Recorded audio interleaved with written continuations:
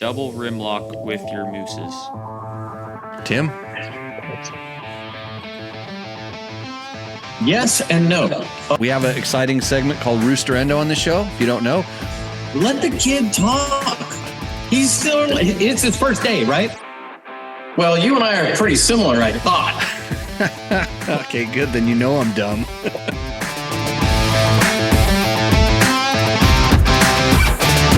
Okay, welcome to Tech Talk Taco Tuesday, because it's Tuesday. My name is Jimmy Lewis. This is episode number 271. You're Nolan Cate. You're kind of like Logan used to be. You're sitting in a seat of greatness. You have no idea how many people have participated in the show, ditched out and gone on to greatness. But you're not Logan. Just want you to know that. So I got a compliment on my hat already. Some guy named Ricky, Brabeck? Ricky Brabeck commented on my hat. Thanks, Rick. That's a nice hat. I got this hat supporting Ricky. Good to see him. I'm surprised he didn't submit a bike for Roosterendo. He usually does, especially when he has stuff for sale. It seems like it comes up. We have an exciting segment called Roosterendo on the show, if you don't know. But this is the show where we collectively try to answer your motorcycle and motorcycle product-related questions without referring to a reference manual. I've been doing this stuff for a long time. Nolan is here to help me. He will read the questions so I can think and push buttons, because this show is all about pushing buttons, and whether I'm pushing your buttons to try to trigger you, or I'm pushing my buttons because they're easy to push and I can get triggered. But tonight we have a very special guest. Do you know who the guest is?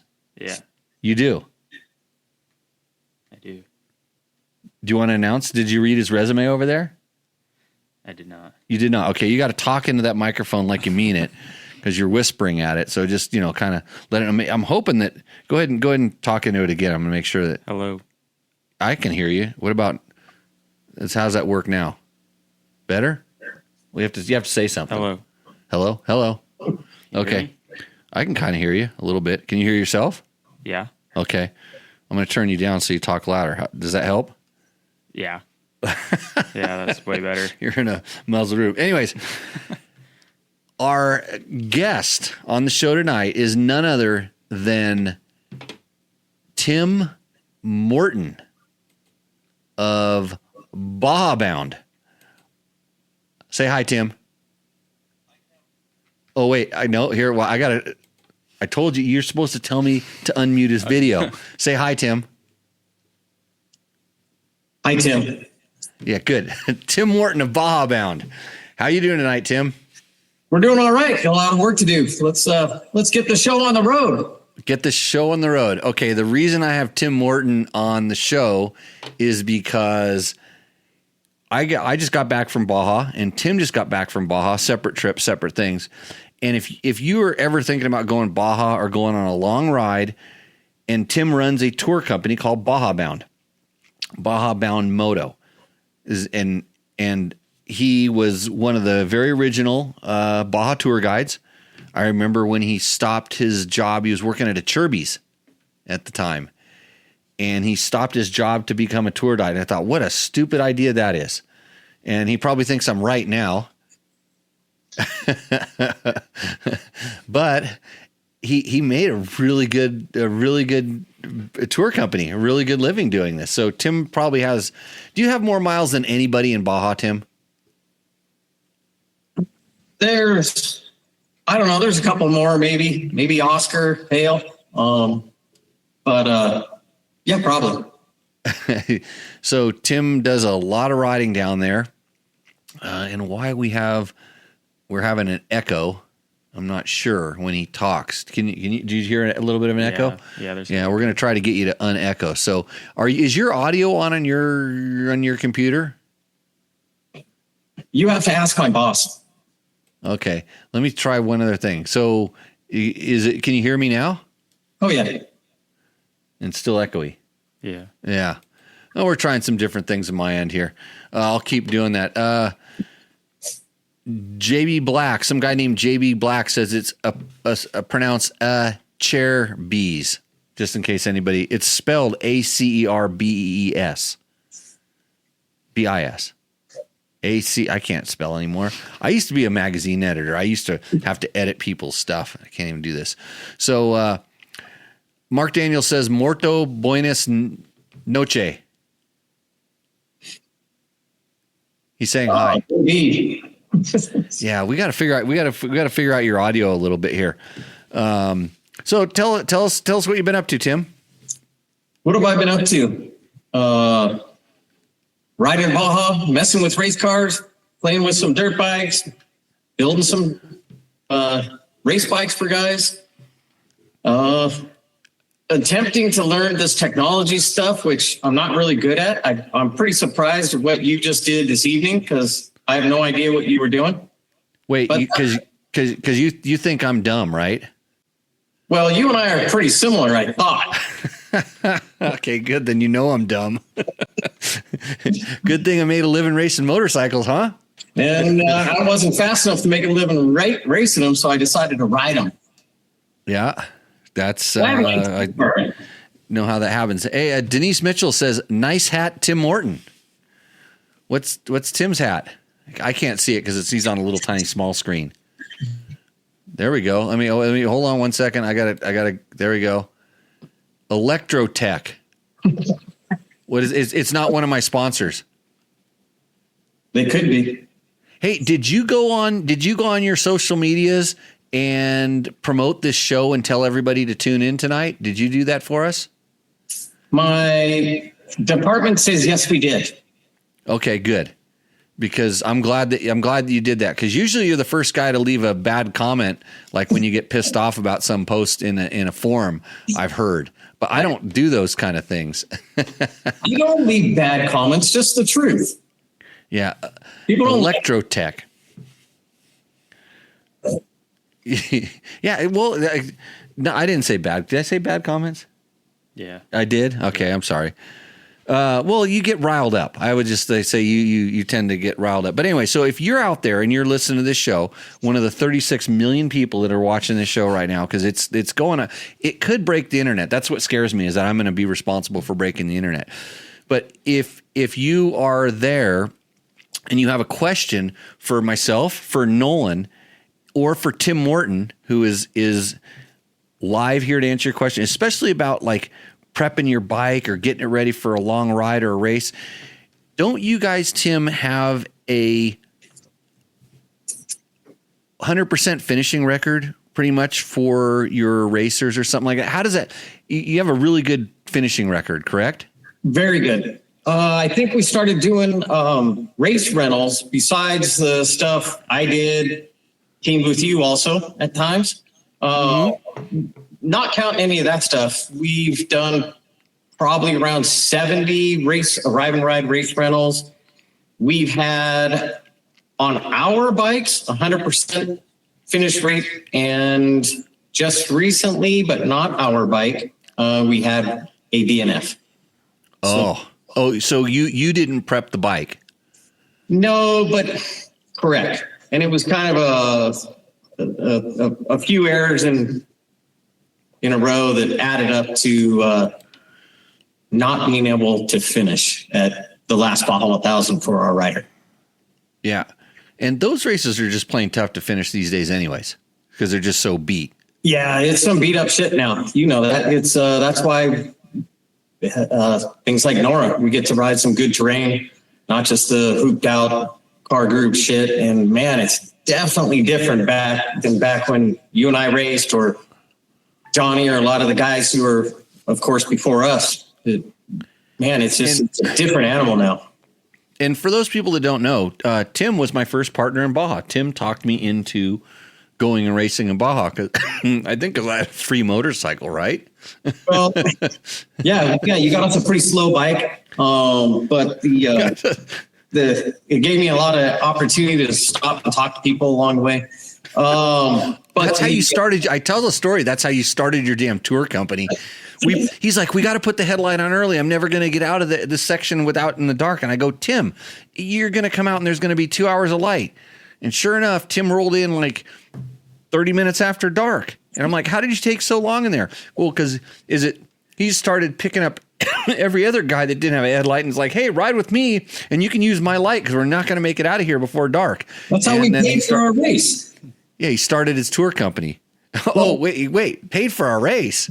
Yeah, we collected from all those. But so we rode, what did we do? We rode a KTM 125 that race. Yes. And so your second Baja race, your first Baja race with me, your second Baja race with you stepped it up a little bit and rode with Danny Hamill, as I recall, right? Yes. Oh. Not a bad partner, I guess. Sorry. I just used you as a launching pad. Still to this day, Tim, I just constantly use you. So, hey, there's a couple questions coming in. We like to answer the questions right when they come in. Jeremy Stroher has a question. What does it say? Go ahead, Nolan. This is your cue. He says, Jim, please discuss your Husaberg experience. Jim, would that be me? Because the Jim was my dad, so I'm Jimmy. So Jimmy, because I think that's who he's talking to. Jeremy, I'm just joking, but yes. Discuss my Husaberg experience. I should have rode a Husaberg today, Nolan, because you know how much freaking power that thing has? Like when you twist the throttle on one of those things, you never get to the end. And if you do, you're going like you're doing shit you see on Star Trek, okay? Jim, thank you. Jeremy, thank you for Thank you for your question. Kickstart Curtis has something to say. Kickstart Crisis. Yeah. Tim doesn't give bad comments. He just gives real talk, and some people can't handle it. Whoa. Do you got your mob of trolls following us on this show tonight, Tim? No, but those two hombres were good guys. They came riding in Baja with me last year, I think it was, and they have a long-term goal of racing in Baja, and they're working towards it. So, are you steering them towards Nora? Just giving them the Nora nudge?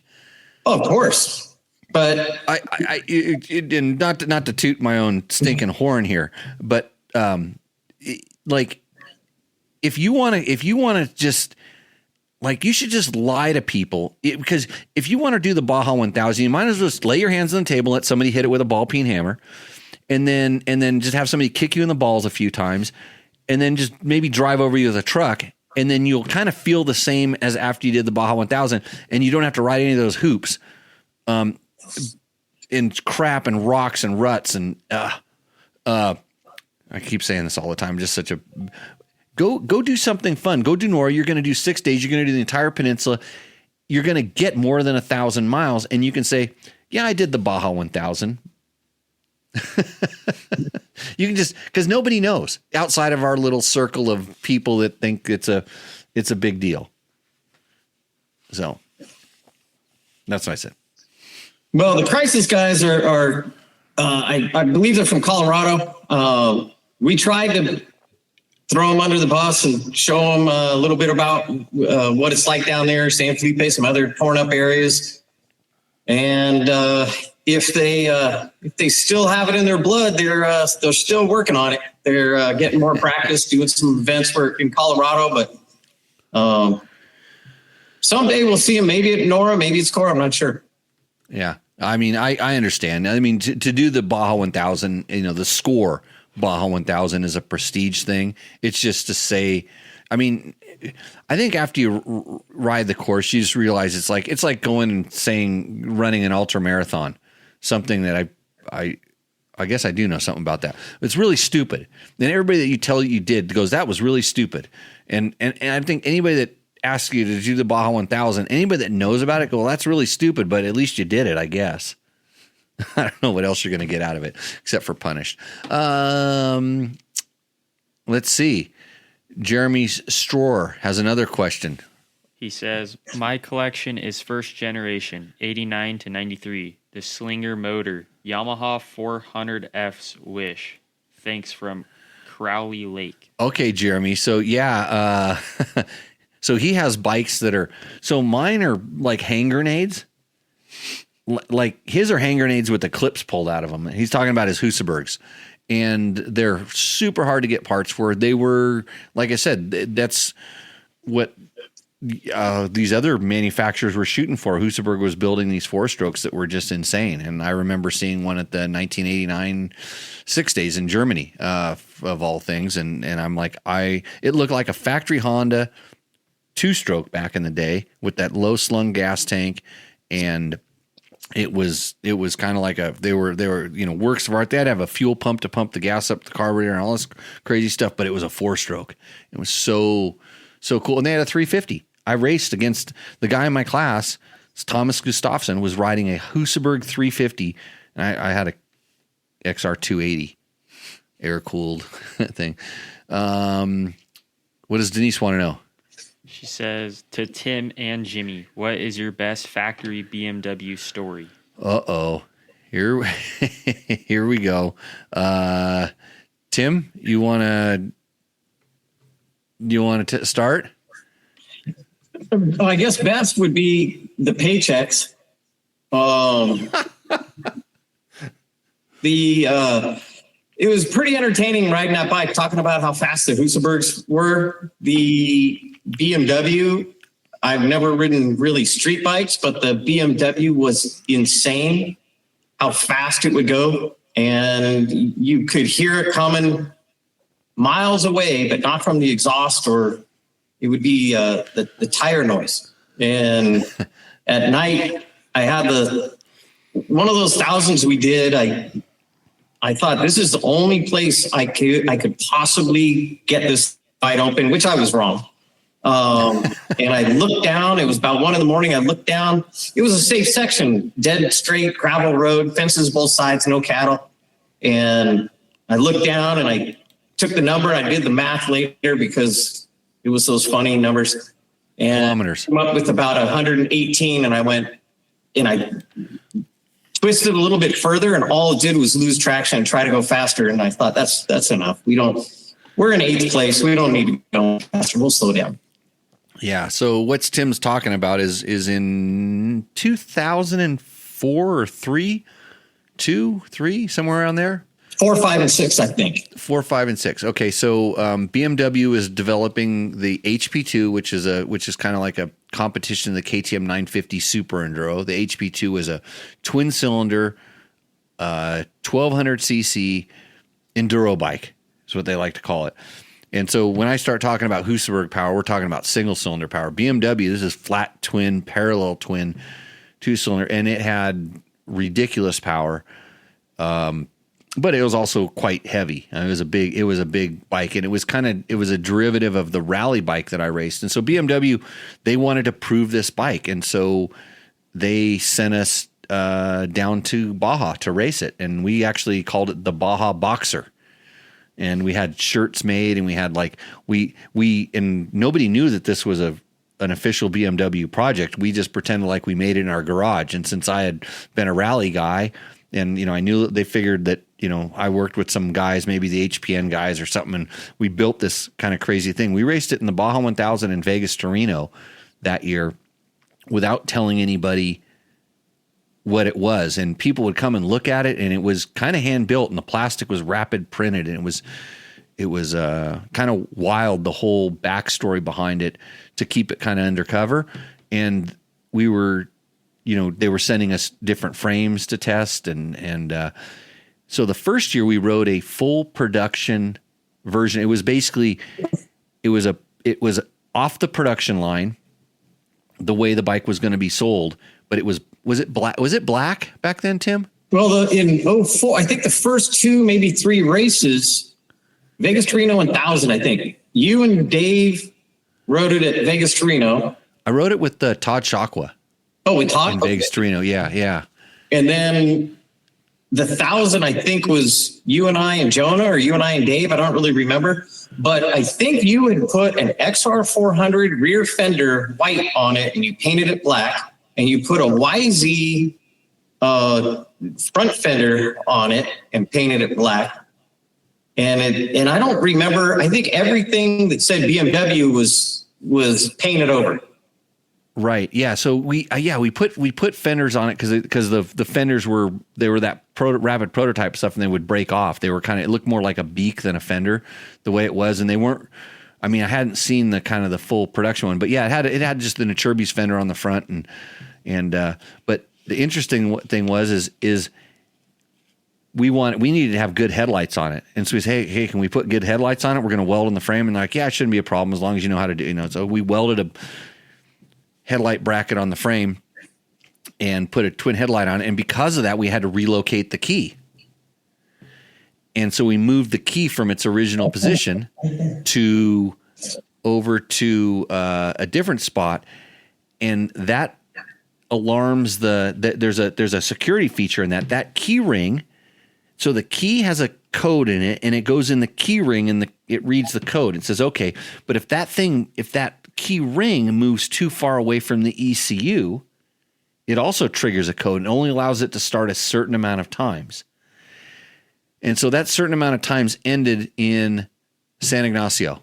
Yep. We shut the bike off to gas it and to put our headlights on, and bingo, bike won't start, and it's got some code. It was just flashing something in German on the computer. And we're like, what's this? And our German engineer guys were about 20 minutes behind in the truck or something. And they're like, they come up and they're like, oh, good, we caught you. And we're like, no, the bike won't start. And EWS is what it was called. EWS was the error. It's flashing. And he goes, I just remember what was his name? It wasn't Birdie. It was my suspension chassis guy. He just goes, oh, big shit. And so now they're calling Germany, trying to get a hold of somebody that knows this system, because they don't work with the production stuff.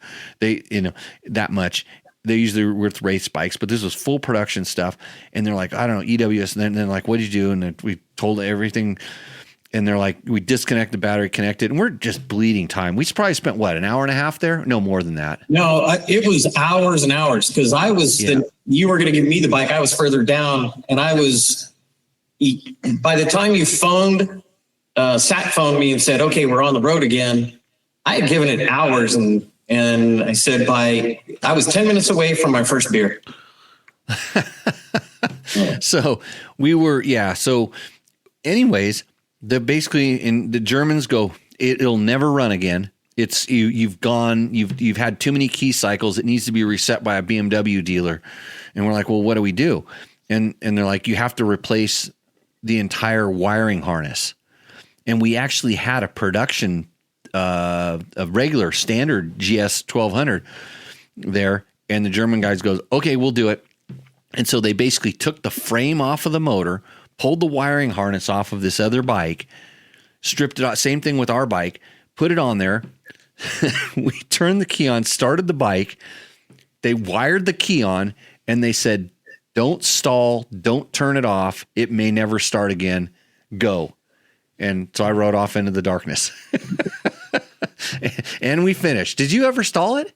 No. Come on, man. Yeah, I didn't stall it, but God, we were well ahead of the cars. We were running pretty far up, but now we were kind of back in a little bit of car dust, and it sucked, but we finished. We didn't do too bad, right? No, not too horrible. One Baja 500, we were actually 8th bike across the finish line. Got a couple of speeding penalties, dropped us back to 9th or 10th, something like that. But that 1,000, yeah, we did decent. Yeah. So, good, good stories. I think those are probably our two. But the next year we had a factory bike, they released a production bike, and then they sent over a really good reinforced frame, really special air shock that lasted at least 220 miles, right? And especially before the Mexican team would steal our spare air shock from us. That bike was good because they did a little some motor tuning to it. You could just bang up shifts, and that one went fast. So, Billion Nelly 6114 says hello from Rocksylvania, Valley of the Dirt People. Wait, Pahrump is Valley of the Dirt People. So, what is Kickstart Crisis? What's his question? He says, hypothetically, if someone were to switch the goal from Score Baja 1000 to the Nora 1000, what would be the best way to learn rally navigation?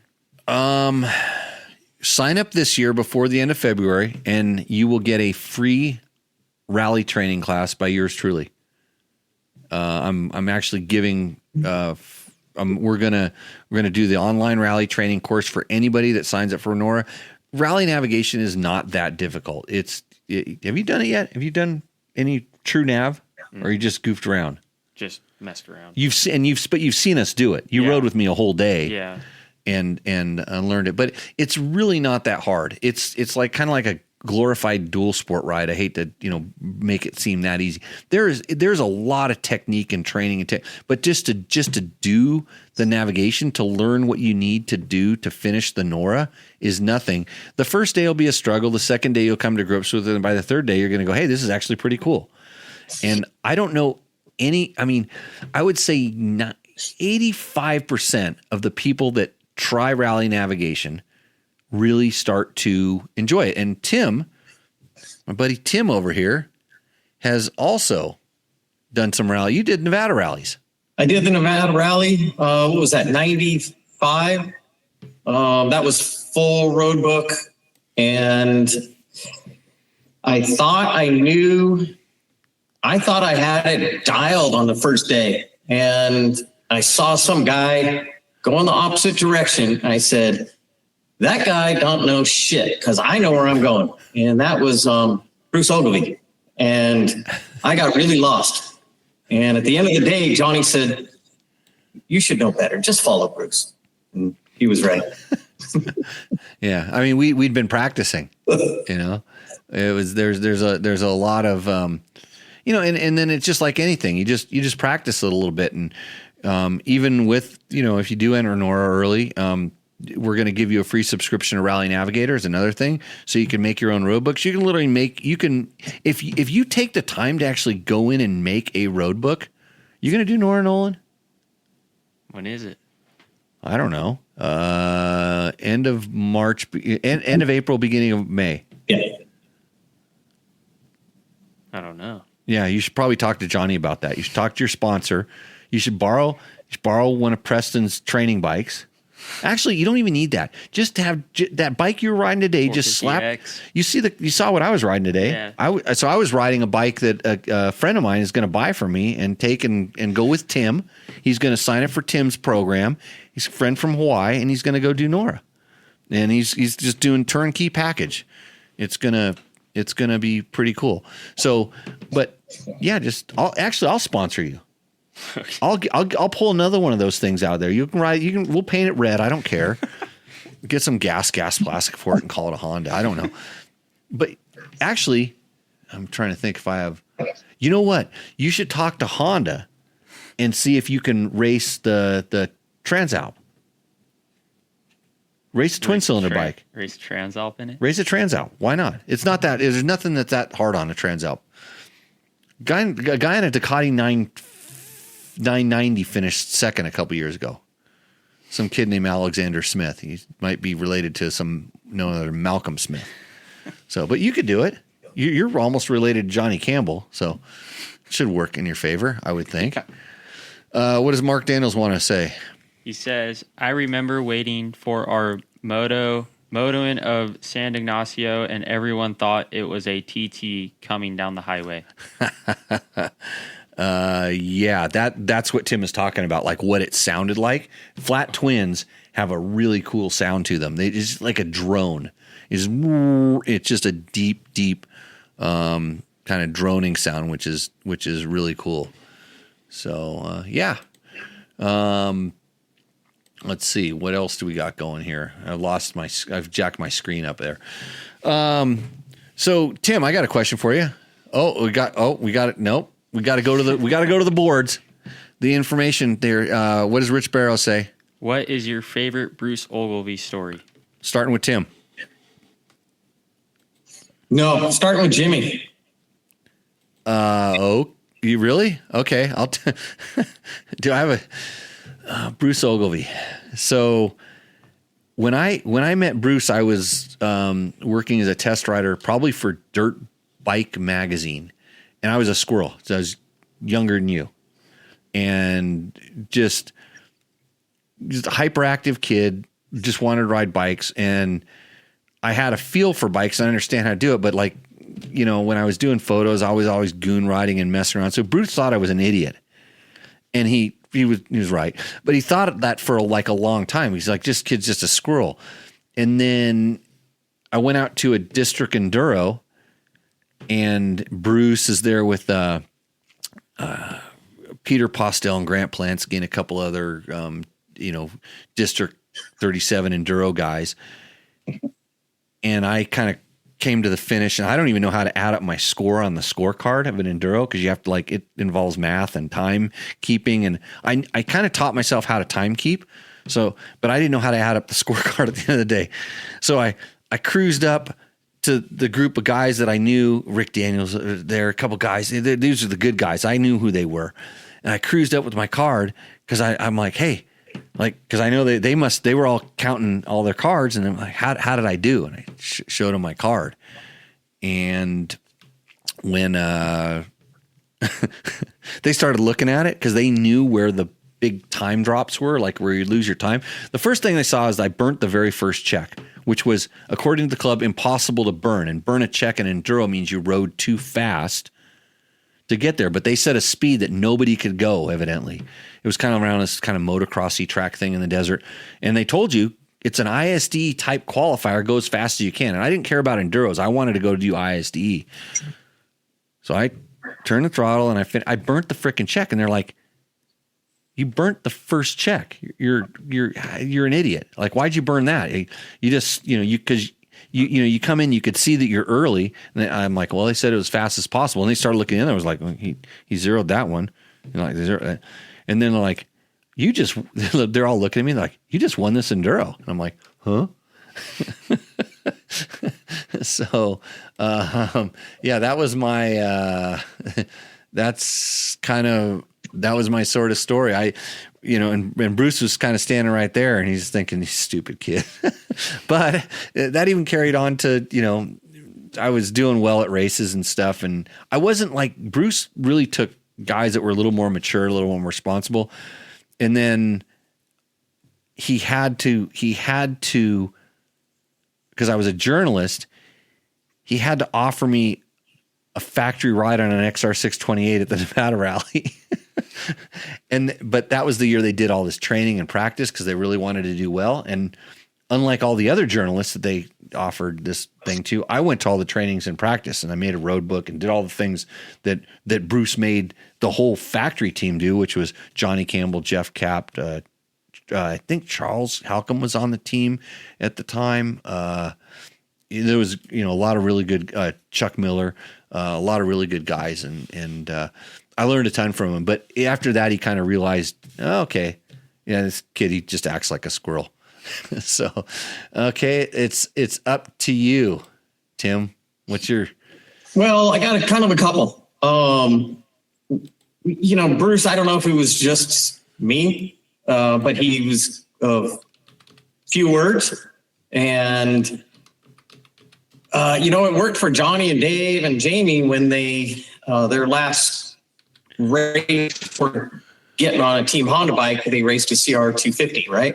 And they completely maxed their credit cards and destroyed a bike, but did super well. But that was it. Bruce, they were on board right after that. So myself and John Flores, we weren't really doing it for the same reason, but we were racing a CR 250, and I wasn't on it. John was, and he was an animal. And at a score race, he ripped the entire swing arm off of the bike, broke the front of the swing arm, ripped the shock off. The whole rear of it was off of the bike. And so we had it in a van, and I see Bruce at a pit, and I said, I got to show you something. And I opened the doors, and all he did, he just looked at me. Nothing about concern if anyone was injured. It was just, well, that doesn't look very good. And he closed the door and walked away. And I thought that was, I wasn't really sure where to go with that, but we kept racing the Honda. Another time back when Honda pits were super popular, they would overbook, and, there was a waiting list to get in. I lagged and didn't have pits for a Baja 1000. And so we contacted him and sort of lied. And we weren't planning on racing open class, but he said, what are you going to do? Because, of course, premier class is what he was going to take before any age class. We were going to ride 30. And so we sort of lied and said, we're racing 22. Back then it was called 22. And he said, then I've got an offer for you. And that became something pretty special. We did race 22, and that was with Jonah and Ron Wilson. And so you started the B team. Yeah, we did. and that was all because I'm a procrastinator, and apparently a liar at that time too. And it worked out great. Yeah, Bruce was definitely a legend. Just kind of like I said, sometimes he could talk, but sometimes, man, a few words, and just always just very analytical and no kind of not a lot of bullshit. just get it done. And so, good times. Great question, Rich. So thank you. And the Nora Rally Tim raced. Oh, so Baja Bound Adventures 251. Do you know who that is, Tim? No. Probably your wife. She's saying that she's mentioned that you also raced the Nora. What about the Nora that she raced? I rode the first one of the new Nora, which I think was 09. And that was when it was primarily vintage. I think the newest bike you could have was a 89, and I had a badass 88 XR 600. I raced that one, and rules are pretty lax back then. They still are, but I was gonna, of course, ride it solo. But then our buddy Jonah was racing a Husky, and I think it broke on day one, and so hell, he came all the way down this way. Put him on the bike, and so you became a team. Yeah. During the event, not really signed up, but hey, and I think I raced the 2 years after that. So I raced also. Every year we're there assisting people, but there was 2 years that we didn't assist because I raced. And another year, I raced a XR 650 when they opened up the rules to more modern bikes. Raced a 650 and didn't do so well. Hey, what did in what year did Jen race? Yes. Yes. Okay. Good. Remember, but Jen has done it on an XR 400. I know that. I think Henge raced that year and broke on day 1 or 2.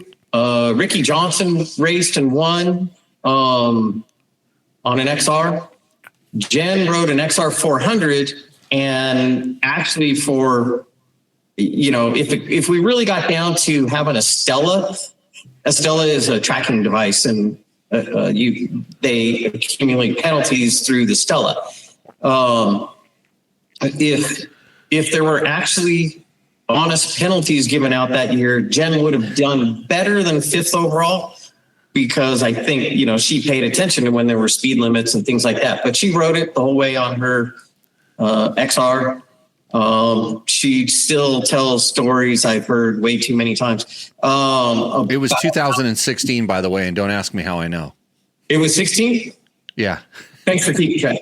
that, you know, she'd have it pinned, she'd be tucked in, and she felt like the thing, like the motor shaking in the frame, felt like it was going to, you know, crank was going to come out of it. But it's an XR 400. That's what they do, and they keep running.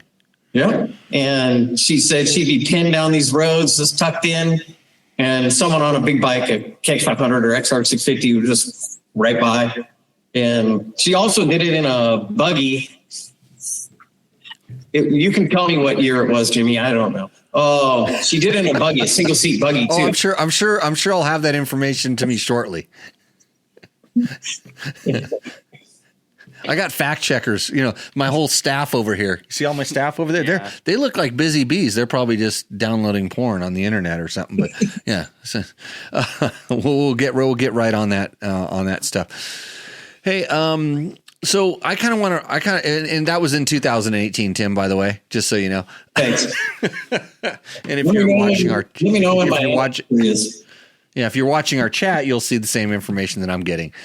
So if you're in the chat, by the way, and you have any questions you want to ask us, or if you're listening to this at a later date and you have questions, you can always email them to me. That's jimmy@dirtbiketest.com. And if you want to be in Roosterendo, which we're going to do a little later on, I'm sure Tim will stick around for Roosterendo because guess what brand the bike is that's in Roosterendo, or at least one of them. Yes, Tim. A Suzuki. It looks right over here. It looks like it's red, like all the. Is that Grant's bike? Oh, I got a Suzuki. Oh, you have a Suzuki? Yeah. Yeah. I have two Suzukis. I own two Suzukis. Yeah. So we'll get it. We'll catch up with those kind of things in Roosterendo. But anyways, so if you're listening, comment, chat, ask questions. I always like to see where everybody's from. So if you're in the chat and you have the ability, some people are watching us on TV and it's hard to get into that. Type in where you're from. Tell us about your bike you're riding. If you have any kind of a question that's motorcycle product related, you can riding tips. You can even ask us about the races this weekend, where evidently a 20-year-old motorcycle won a Supercross. Ken Roxon. Oh, yeah. Yeah. How, everybody wants the latest, greatest, next best thing. Like, Tim, we need to start a Supercross team we'll field some XR 400s. I think, especially when we go back east, the flex in those frames will work out really good in the ruts, and then they can't talk about how stiff the chassis is and the bike won't turn. Like, yeah, I think that's that's our next goal. Because this supporting racers in Mexico and putting on races in Mexico is not cutting the cheese right now. So the question I want to ask you, Tim, because nobody else is asking this. So you have, you do these tours. You'd love for people to come and just rent your bikes because then that they're on a solid platform and stuff like that. And I know when people bring their bikes, because I've heard about this, you give it a little bit of a gear check. You do a once over on it. And I know you obviously send them a checklist before they go, correct? When I remember. Okay. So your wife always sends them a checklist. And so when they show up and you do the lap around the bike and stuff, what are the biggest things that you see that kind of maybe catch people out? Well, catch people out, or things that catch my eye in a negative way. How about that? Yes. The non-O-ring chain, aluminum sprockets, not good engine protection, no handguards, inner tubes that have air in them are retarded, and I don't know why people everywhere wouldn't just be running bib mooses all the time, but we run through a lot more cactus than most people, maybe. Yeah. So so you're saying tubes are bad for long rides? Okay, I totally agree. Engine protection. So you're talking about having a skid plate. Yeah, a good yes. Not a little skinny motocross skid plate. You want something that kind of wraps up and protects, maybe a little bit like the water pump and the side cover. Right. The stuff. And is that for tip over? Or is that for like a rock flying up? A lot for Or glance? two-overs, but a lot because it's certain rides, not every ride. It depends on the group, right? But we'll go smashing over rocks and fitting between rocks and hey, if they're doing it to their own bike and smashing the cases, I get less concerned than when it's my bikes. But like, what is it? The SXX you know what I'm saying? SXX, yeah, it's KTM, yeah. Good ones like those good skid plates, things like that. The skid plate brand. Okay, skid plate brand. So like TM Design Works, SXX. There's the company in Utah makes some. There's a Utah. What are they called? They're Bulletproof. No, Bulletproof. There's a Pro Moto Built, but I don't know if they make skid plates.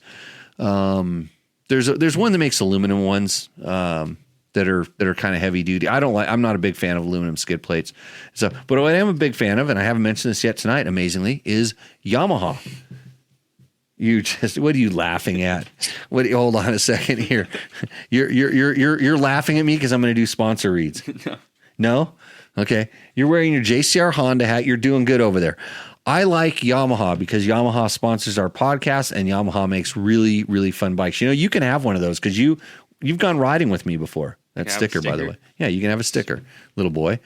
So Yamaha, maker of excellent YZs, WRs, YZFXs, Teneres, and then the TTR trail bikes. So if you're in the mood to have some fun on a dirt bike, and even the new WR125, which if you weren't such a JCR Honda guy, I would say, hey, I could probably get you a factory ride in Nora on a Yamaha WR125. So if you're some kind of influencer or journalist or something and you want to take on a challenge, I can probably hook you up with a factory ride at Nora on a Yamaha WR125. So hit me up in the comments or the emails for that, if you know what I mean. But other than that, lots of other stuff. Ricochet, Mark Daniels. I appreciate you for bailing me out when I can't remember things. What tequila did you have tonight, Mark? What tequila are we on? Because I'm about ready to reach back behind the desk here in a second and figure out what kind of tequila I'm going to be on tonight. And then our guest tonight, I got to remember to do this, reintroduce our guest. Our guest tonight is Tim Morton of Baja Bound Adventures, Baja Bound Moto. If you are thinking about going on a Baja tour or you want to have a professional race service, even at, Tim, the Mint 400. Do you want to have a factory ride at the Mint 400? That's in Nevada. Tim gets kind of close to my house and he won't even come visit me. I know better. But he gets really close. He's afraid of this area.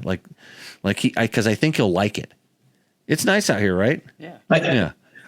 I probably would. We'll be up there in a couple days. Also, we're racing this weekend in Southern Nevada. Oh, really? Up out of Pahrump? No, sorry, we're not racing dirt bikes. We're racing cars this weekend. Yeah, cars. But is it out of Pahrump, that race? Or it's Prim? Gene, yeah. Okay, Gene, yeah.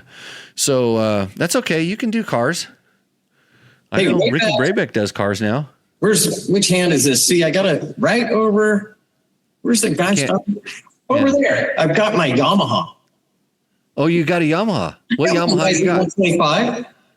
Oh, I got one of those. One of my favorites in the shop. Yeah. Yeah, that's a great bike. A lot of fun. I actually want to buy a new one, but I'm not allowed to buy a new bike until I sell about 7 or 8 of the ones that I currently have. Jeremy Frank says, who is your co-host? Well, tonight, sitting in the co-host chair, that's Nolan Cate. Do you know Jeremy Franklin? I do not. You do not. He's obviously a fan. That's Nolan Cate, rides for JCR Honda in the National Hare and Hound Series. He's here tonight because he was forced into coming in tonight because he's actually hanging out here doing his training and getting ready for the Hare and Hound Series. We went trail riding today, yeah? Yeah. How was that? Super fun. Super fun. Yeah. It was kind of boring in my world, but it's nice to be able to ride dirt bikes out of your house. Yeah. Yeah. So good times. I was kind of giving him a lay of the land. He's been down here before, but most of the time it was just here, prep a bike, race, go off to a race, do all that kind of stuff. But he's here for a little while, getting ready. I'm threatening to go up to Lovelock, Fallon, wherever that race is. Shit. I race once a year.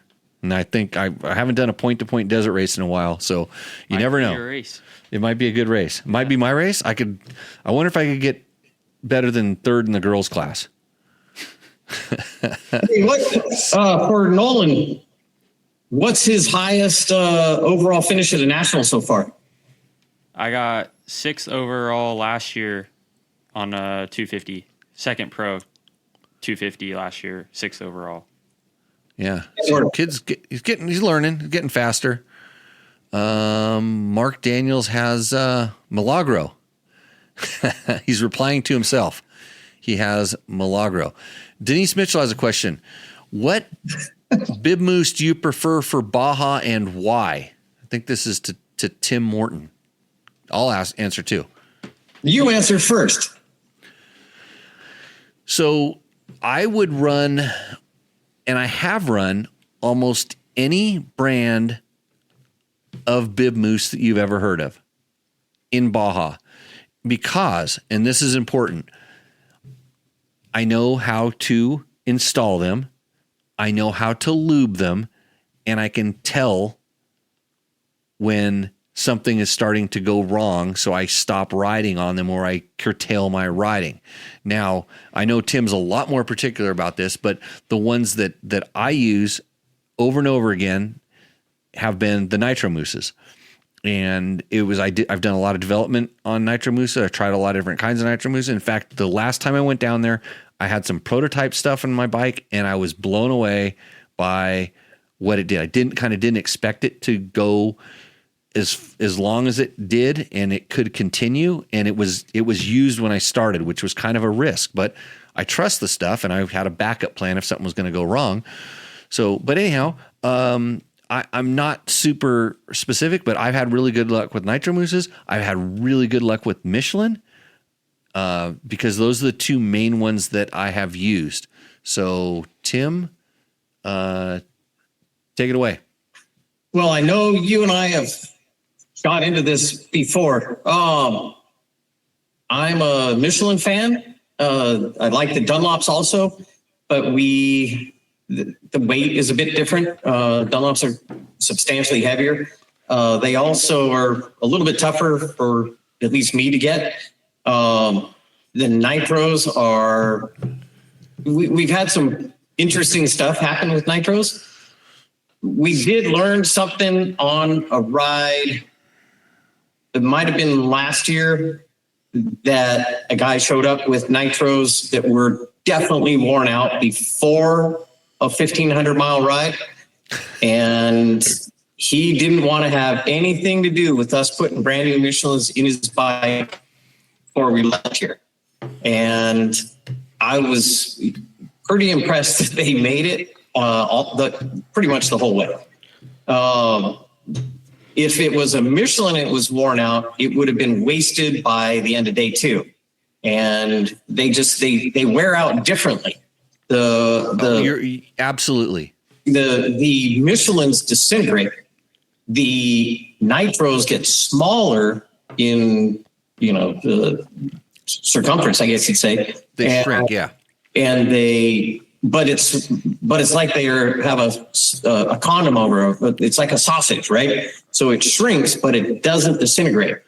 And so they'll disintegrate. You just got to do it right. But it's still in there. So unlike having all this powder come out eventually, or literally sometimes they will just start melting. But the Michelins, the Nitro your tire can lose its bead, and it still isn't going to completely fail because it still has that piece in in there. So we learned that. It was pretty interesting. I still will stick by the Michelins, and hey, I pay retail for everything. Yeah. And so in all this, so I've tried every different kind, tested them, played with them. And when you start hearing about moose failures, 90%, 95% has to do with improperly installed, and whether that's the wrong lube, not enough lube, breaking the bead when you put it on, improper moose to tire size things, all these things, that's where the problems really occur. Now, if you take I've seen people get like a 3-year-old moose off the shelf, which they have shelf lives, and throw it into a tire and have a lot of problems. And they're like, "Oh, it's brand new." No, it wasn't brand new. Look, there's a born on date on most moose packages and stuff now. And every brand has had a bad batch come through. And just like a motorcycle manufacturer has a bad batch of pistons or a cranks, or just there's a year that the valves are soft or something weird like this. That's all you hear about. You don't hear about all of the success stories of every other batch and all the other stuff that goes. So most of the brands that are out there, they're continuing to do stuff. They're all good, and they're going to do just fine. Michelin have a different feel than Nitro Moose, have a different feel than Dunlop, and they have weight characteristics, and there's all different kinds of things. And it really depends on what you're doing. And I can see for certain types of riders and that demand a certain type of performance, there's a certain moose I would say, hey, you don't want to be using these, you want to be using those. But that's really specific. And until you can actually describe those conditions, or I can see you ride, I wouldn't even make a recommendation. Jeremy Franklin has another question. Nolan? Do you run a double rim lock with your mooses? Tim? Yes and no. Race bikes, we do 2 rim locks. Just fun bikes, tour bikes and stuff, 1. Yeah, and for a race bike, yeah, because you're already hauling. You're gonna put it to its limit. It's on a race course. It's gonna get beat up a little bit more.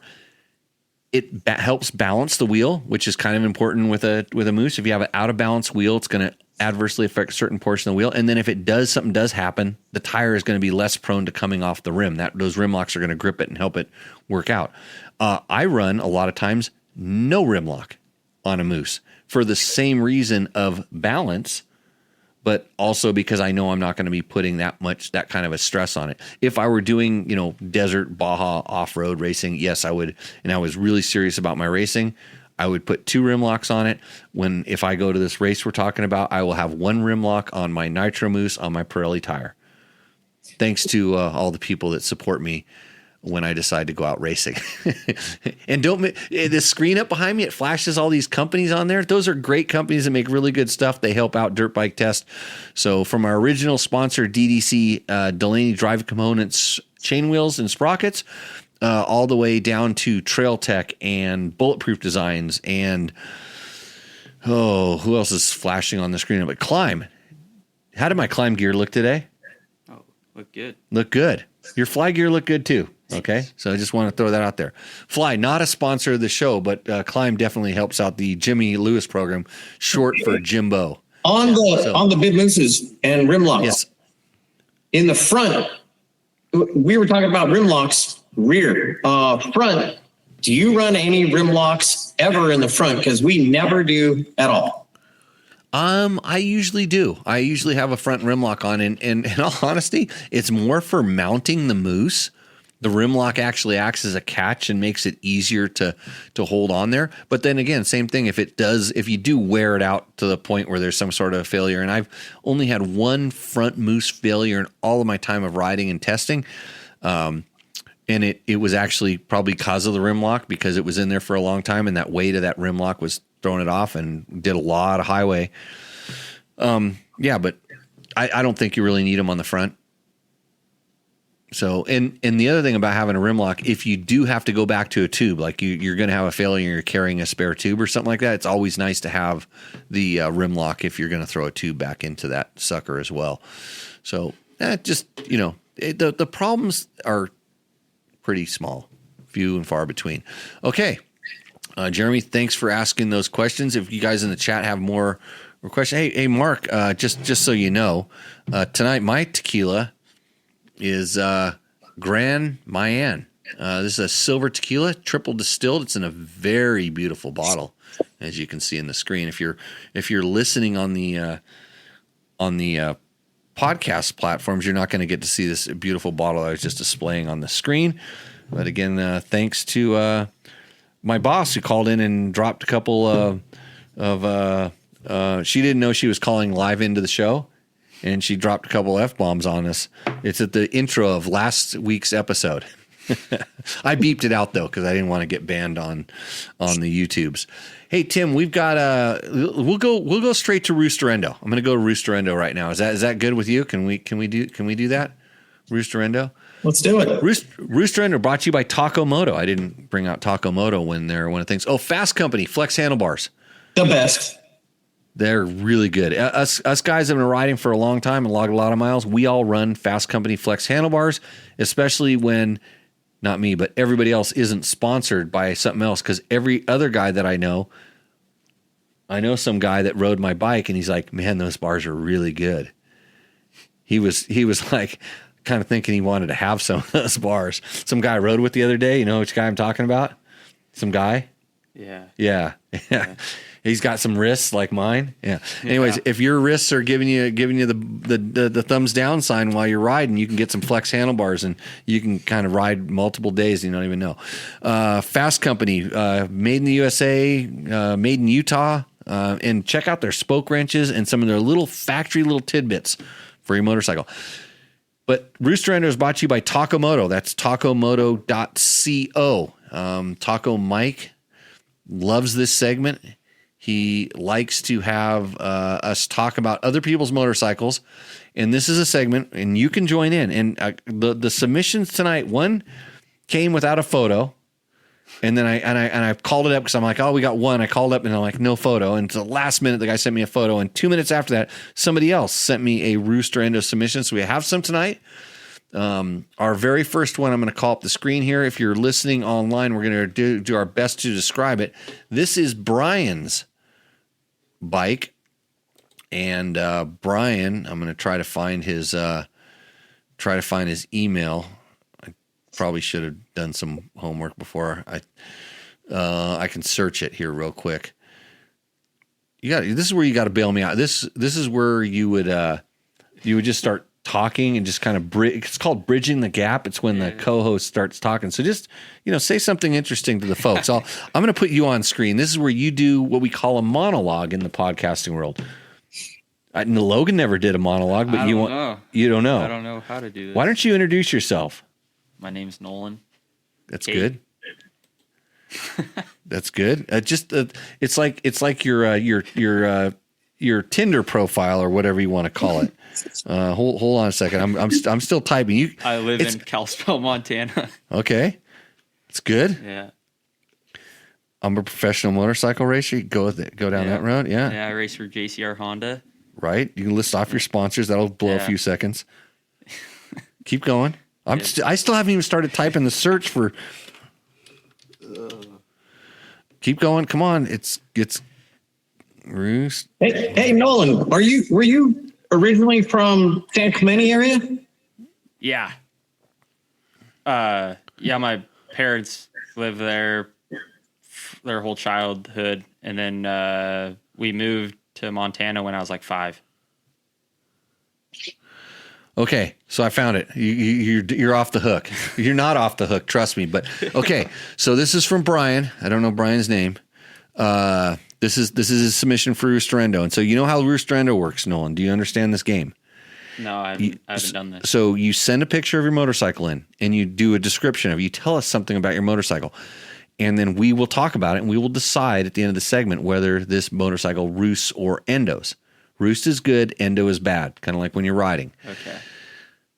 Now, and then at the end, we take the submissions, and we pick the one that gives us the most enjoyment.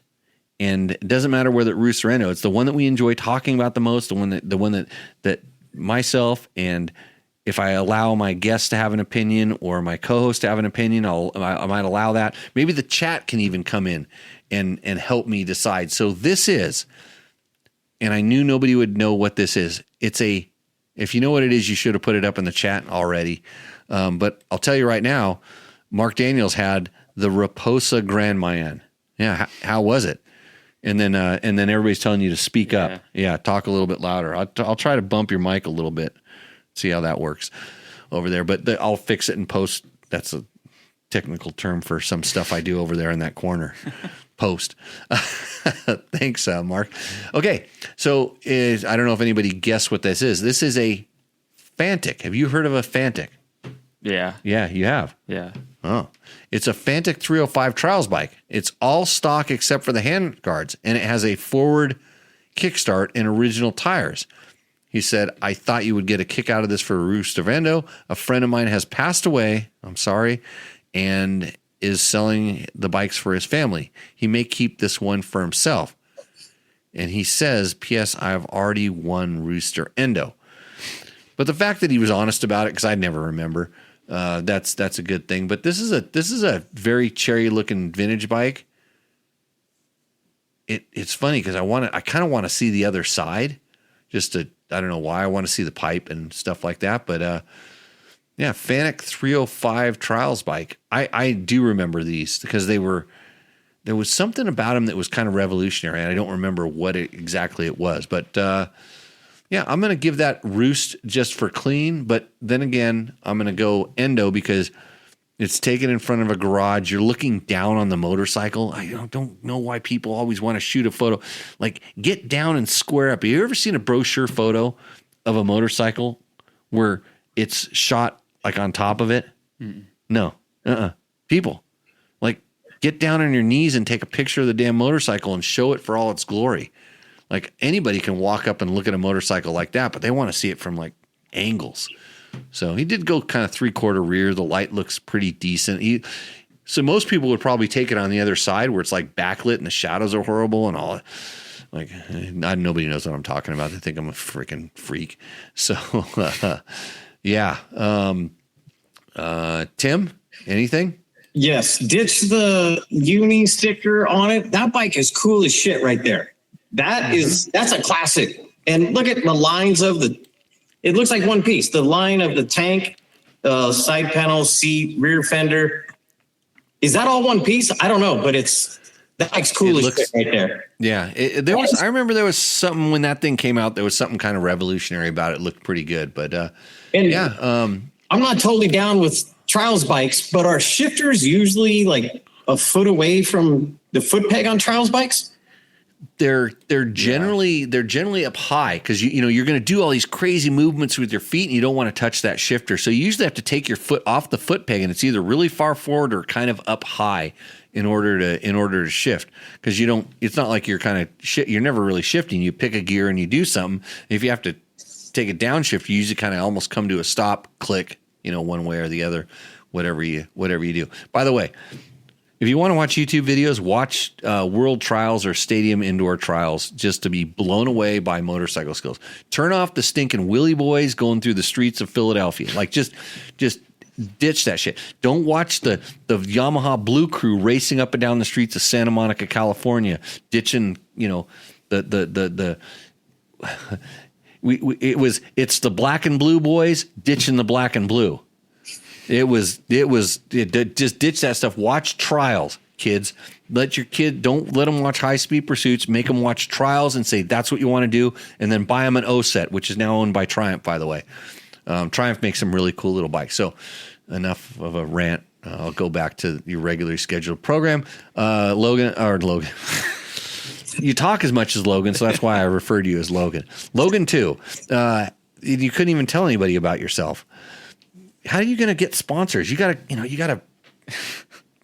I was trying to get him to say I was born in Southern California and see it would be better for his Tinder or Grindr profile, whatever. And now I live in the fresh air of God's country, Montana, and I race dirt bikes for a living, even though I probably still live with my mom and dad. And Johnny Campbell's my uncle. And are you pulling chicks up in Montana? No. Well, good. You're down in Southern Nevada here. No problem. They're like, and if you can't, and hey, the good thing about down here is if you can't find them, you can rent them. That's why you come on this show, huh, Tim? Don't influence that poor kid. Valley of the Dirt people. Johnny's gonna take him away. Johnny's gonna say, okay, that's it, we're out.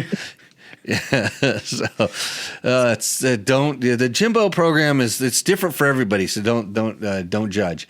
Okay, so let's get back to Roosterendo. I think this is a triple roost. Roost. It's a triple roost, Brian. Right. Thanks for getting that to us. But don't worry, because coming up next we have Jared. Okay, this is where you gotta continue talking, Nolan, because I've got to go find Jared's information. Okay. Can I tell you about a bike?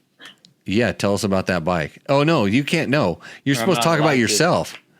Well, we just already talked about myself. Well, I was making jokes about you. You're supposed to say some nice things about like what your goals are. Like what are you planning on doing in like the next few weeks, next few months? What's your 3 and 5 year plan for your racing project? What do we got going on here? I want to win a national hare and hound championship, but I need to start by actually winning a race. So that's a short-term goal. That's long good. Term, win a championship. That's good. Those are good. Yeah. Those are lofty goals. Like think of all the dudes that have won national hare and hound championships. That's a pretty lofty goal. I wasn't able to do that. I wanted to. I never thought I could, but I wanted to. So okay, we're gonna get back to Roosterendo. We'll get back to you later. Just don't worry. Let's see. Roosterendo, brought to you by Tacomoto. That's tacomoto.co. If you want to get some cool stuff for your dirt bike, check out tacomoto.co. They have an extensive catalog of parts and things for your bike. But even better, they have a lot of information on their website where you can, they call them white sheets, and they talk about different things. If you want to know what a pipe's going to do or what an ECU is going to do for your bike, go there and look at their white sheet. And for sure, it's good, valuable information. And that's how I met Taco Mike. I read one of his white sheets and said, hey, I know this guy's selling stuff, but he's actually telling it like it is. So I really appreciated that. And that's kind of how we got talking, because I saw one of those things and I told him, hey, good job. And he's like, oh, really? You noticed it? And I'm like, yeah, I did. It was legit. This is the kind of same stuff I say on my show or podcast or whatever. Dirtbiketest.com website was broken for 2 days and I wanted to shoot myself because I had to work on it. Back to Roosterendo, your regularly scheduled program. This is Jared. And now you get to talk. Can you read this for us? Yeah. Jared says, I have been a listener. Oh, come on. Read the first line. My name is Jared. Yeah, that's good. Yeah. Yeah. Well, I said this. Jared said. Yeah, I know. But yeah, my name is Jared. Yeah. He's going to do this. So the rules for Roosterendo, by the way, if you're going to submit one, you have to send an email to jimmy@dirtbiketest.com, and it has to say Roosterendo in the subject line. If it doesn't do that, it's failed, number one. The very important thing you need to put in the thing is you need to put in there, make, model, year. Make, year, model. Something like that. I need to know what it is, what year it is, and what bike it is.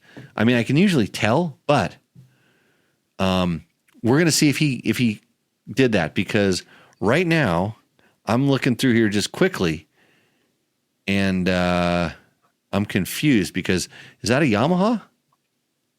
No. Okay, go ahead. We're going to see if the word Honda comes up in this entire thing. My name is Jared, and I have been a listener of your show on Spotify for about 2 months now. I listen to the podcast in the morning while I am in the gym. Find them to be entertaining and informative, while they may not always be applicable to what I ride. Okay, hold on a second. I'm gonna interrupt. I don't like to interrupt, even though I do it all the time. So Jared, thanks for being a listener. Glad you're there. What we talk about may not be applicable to what I ride. Like, I think we talk about dirt bikes. Yeah. He must have listened to some podcasts where I was talking about the whole time about like mini bikes or something, or adventure bikes. I don't know. We talk about everything dirt bike. And if you want to steer this show, all you have to do is get in the chat and tell us things. You can make this show go anywhere you want it to. So, but anyways, hey, thanks for Thanks for joining in, and we can make it as applicable to you as possible. Just ask in the chat or comment, and we'll get to you. Okay, go ahead. I consider myself a casual desert rider, primarily in Barstow, Cougar Buttes, Johnson Valley, Lake Arrowhead, and Big Bear, where I attempted the Big Bear dual sport ride in 2024 and 2025. I am into Trevor. He ran into Trevor. Oh, I ran into Trevor there. Okay, so let me apologize for that. Go ahead. Not your speaking, but for running into Trevor.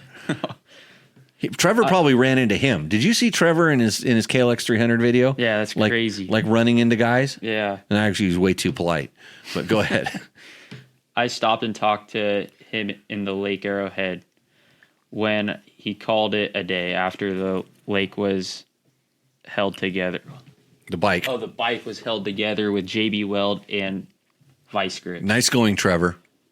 Good representing dirt bike test. The bike that I would like to submit for Rooster Endo is a 2007 Honda CRF 450X. Bingo. Thank you. There we go. So I spoke too early. It's on me. I didn't read that far into this email. But go ahead. Not that we wanted it, not what they we wanted an epic before the bike. Maybe a short description of what happened, but keep going. That I purchased in March of 2020. I currently use this bike to race the District 37 Sprint Enduro Series, and I have put over 2,000 miles on this bike since owning it. I have taken it down to the bare frame 2 times since owning it to clean and maintain it. Okay. So he just described what I almost feel is almost like our average viewer, really. So he does dual sport rides. He races a little desert. He has a dirt bike. I mean, I think I kind of feel like that's who I'm talking to, a guy who's just a rider. Yeah. Does it sound, and it's just, it's funny. So in the beginning, I did read the first paragraph, and when I see that, I'm like, it doesn't apply to him all the time. Maybe it's the off-color jokes that I make. You think that could be the problem? Should I clean up my act a little bit? Maybe. Oh, really? Okay, Tim, should I clean up my act a little bit over here? No, but let the kid talk. He's still, it's his first day, right? Hey, Nolan, is today your first day? Third show. Second show. Yeah. We called you in a long time ago. You sat here with Preston. Yeah. Yeah. Crazy. Yeah, it's I can't remember, but yeah, I should let him talk. I'm very good. I'm a professional interrupter, Tim, if you know what I mean. Yeah, I do. Okay. So that bike, I don't think he's your average, what's his name? Jared. Jared's not your average listener. Jared, I hope you're watching. I don't know why the hell you're tearing your bike down twice to the frame. That's a Honda. It's a CRF. It's an automatic roost. Someone put that in the comments there. Yeah, it was somebody you know quite well. I can't quite see it. And yeah, it's your wife. Oh, sorry. It's a Gen 1X.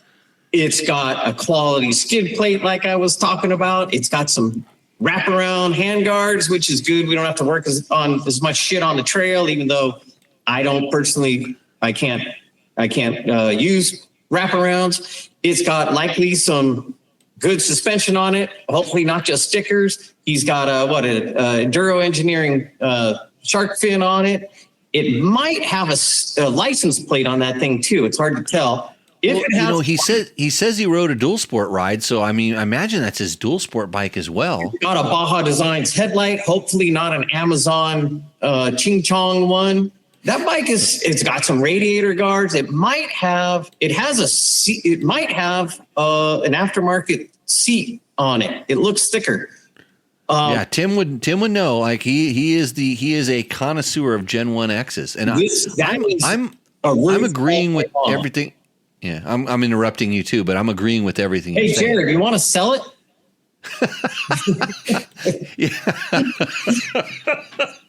That's a good sign. Yeah. So here's I'm gonna hit this here. Below are the specs or the bike that I would like to submit for Rooster Endo. Well, he did submit it, and here's the specs. AMH suspension. So you caught that. Baja Designs Squadron Sport headlight. Baja Designs re-round stator. Trail Tech Voyager GPS. Billet start-stop switches. Cycroproben handguards. Duval radiator guards. Works connection and radiator braces. TM Design Works skid plate. Chain guide. Slider. K-Saver. Enduro Engineering. Rear brake guard. Good eye, Tim. It's incredible what... people wonder how we do this, how we can just spot stuff. I walk up to a bike and look at it and, hey, your Masterlink clip's worn out. And they're like, what? That's a pet peeve. What part did I need from you last time we went riding? You needed a part from me? Yeah. A Masterlink clip? That's it. Did I spot it, or did you spot it, or did you tell me? It wasn't even on the bike. It was gone. It was gone. Yeah. I'm going riding with the guy with the most miles in Baja, and he's just riding without a Masterlink clip. I'm like, Tim, what's up with that? Huh? I had one. So, hey, anyways, Recluse Radius X 3.0, clutch cover, Yoshimura R2 exhaust, Kibble White valves and headwork by Phil Wyatt, JD jetting kit, CV4 hoses, Trail Tech cooling fan. Dude, this thing is set up to the hilt. ODI McGrath bars, lock-on grips, Pro Taper XPS clutch perch, brake lever, GPR steering stabilizer, IMS core, foot pegs, rugged radios, push to talk, IMS 3-point gallon tank, Seat Concepts comfort seat. Seat Concepts, another Idaho company that makes really cool stuff made in the USA, and a proud sponsor of this show every once in a while. Dirt Tricks, 1440 gearing, DVT ERT chain, DID ERT chain, Star Cross 6, medium hard tires, Nitro Mooses, Works connection axle block, Alpha brake pads. They're called G-brakes now, by the way. CRF's only odometer delete and license plate mount. Most importantly, Gnarly Dave fender sticker. Uh-oh. He has a NAR sticker. He has a NAR sticker. Do you know NAR? You know NAR. I know NAR. Tim, do you know NAR? Everybody knows NAR. Yeah, you know NAR. Everybody knows NAR. It's got the NAR sticker. I don't see it. I think he might be lying, but maybe it's on the back. It's not on the front. So, hey, Jared, Tim, what do you think about this bike? If it's for sale, I'll buy it, and it's a roost all day. Yeah, Nolan, it's a roost. Logan too. Yeah, it's a roost. I'm almost thinking about endoing it for one reason. I might endo the Gnarly Dave sticker. I mean, I like NAR. Sold him some bikes, some things, but like that's flexing. He look, there's a NAR sticker right here in my hand, and because of that, it's NAR. It could be endoing. Hey, if you want the shirt that I'm wearing right now, guess what? You can't have it because it's sold out. Fuck You Racing says follow them on Instagram and see when they do limited release t-shirt drops. Because Jerry is a good friend of mine, and I beat him at go-karts the other night. Again, set the lap record until this morning, and then something tragic happened that we're not going to talk about. But Jared, I'm going to go ahead and give you a roost. That thing totally roost. And for that, we have to decide which of these two bikes wins. Takamoto's Rooster Endo, you get a $100 gift certificate from Takamoto where you can buy more cool stuff for your bike. And that bike has a lot of cool stuff on it, but I'm going to go with the Honda. Anybody? I'm going to go with the Fantic just because as soon as you put it up, I'm like, that bike is awesome. I would put it over here and just not ride it and just look at it and clean it now and then because it's cool as shit. I got a gas 300 you can put in your shop and look at it too. No. For about $1,000. No. Nolan? I'm going Honda. Honda?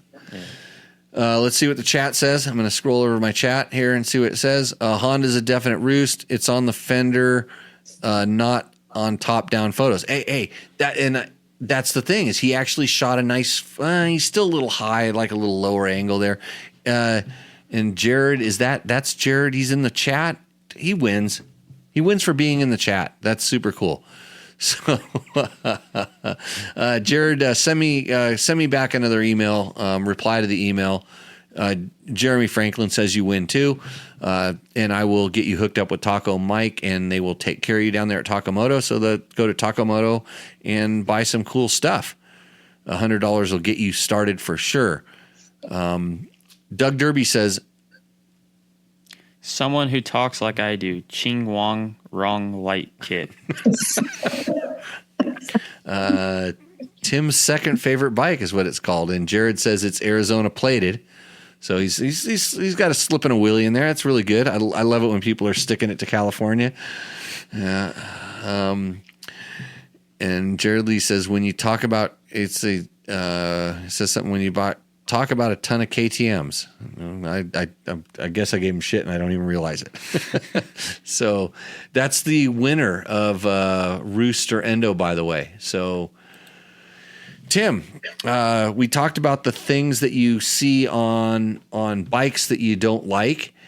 When you see all these DNFs in your Baja races and stuff, not your teams, but just other teams, or you kind of see it. What kind of are the common things you see there when someone goes to a race and you can usually see it before it happens, right? Yeah, they have no idea what they're about to get into. It's not necessarily looking at a bike and saying those guys are in for a long day. We look at the people and maybe their crew and things they're doing and say they're in for either, let's not say a long day, a really short day. And it might not end well. So, guys going in thinking they know more than they do, and probably learning most of it on the internet, and not preparing properly. The 7 Ps. Prior proper preparation prevents piss poor performance. Yeah, my former KTM factory mechanic Dave Chase told me that, and he usually said that while I was prepping my own bike for a race.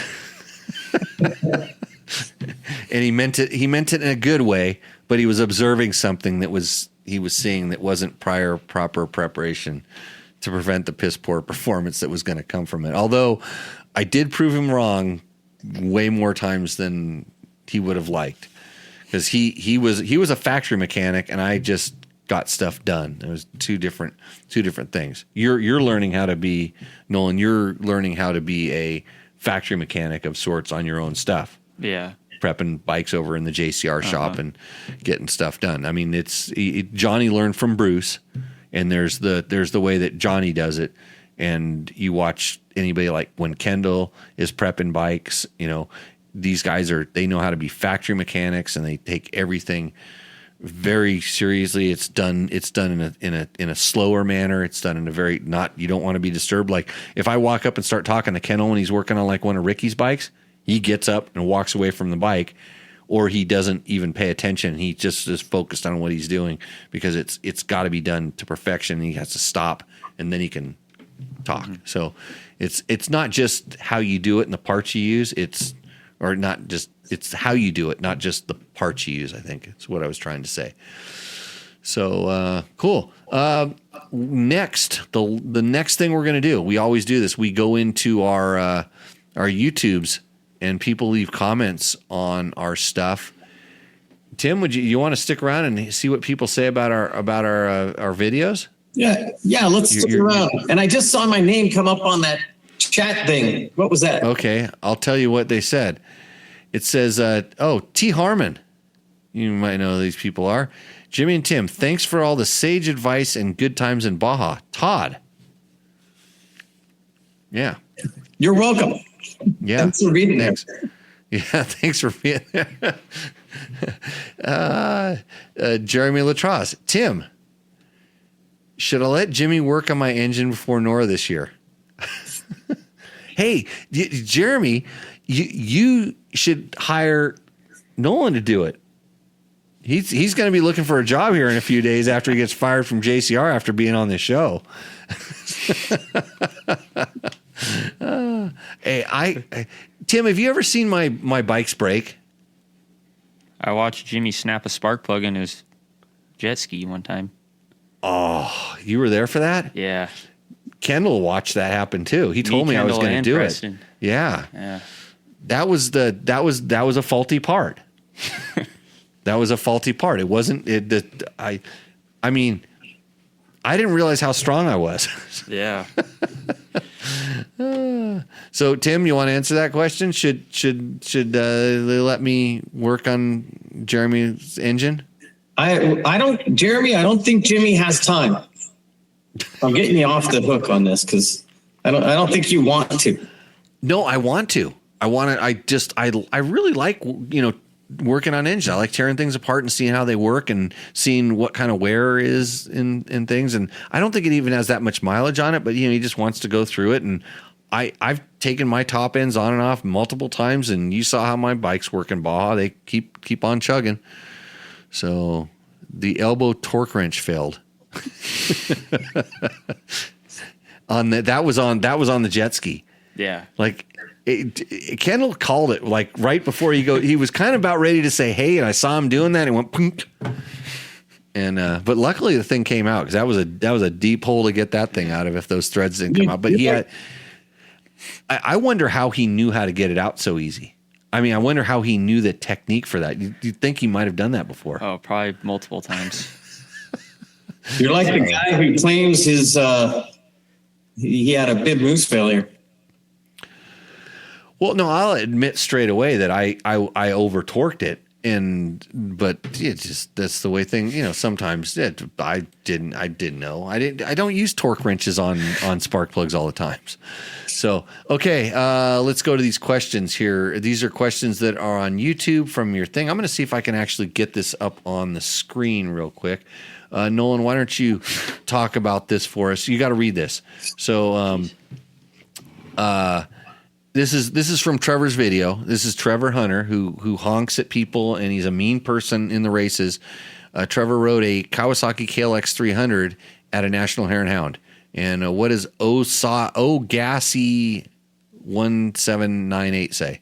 Says, I watched the head cam when it was released. Hilarious that he seemed to get addicted to the horn.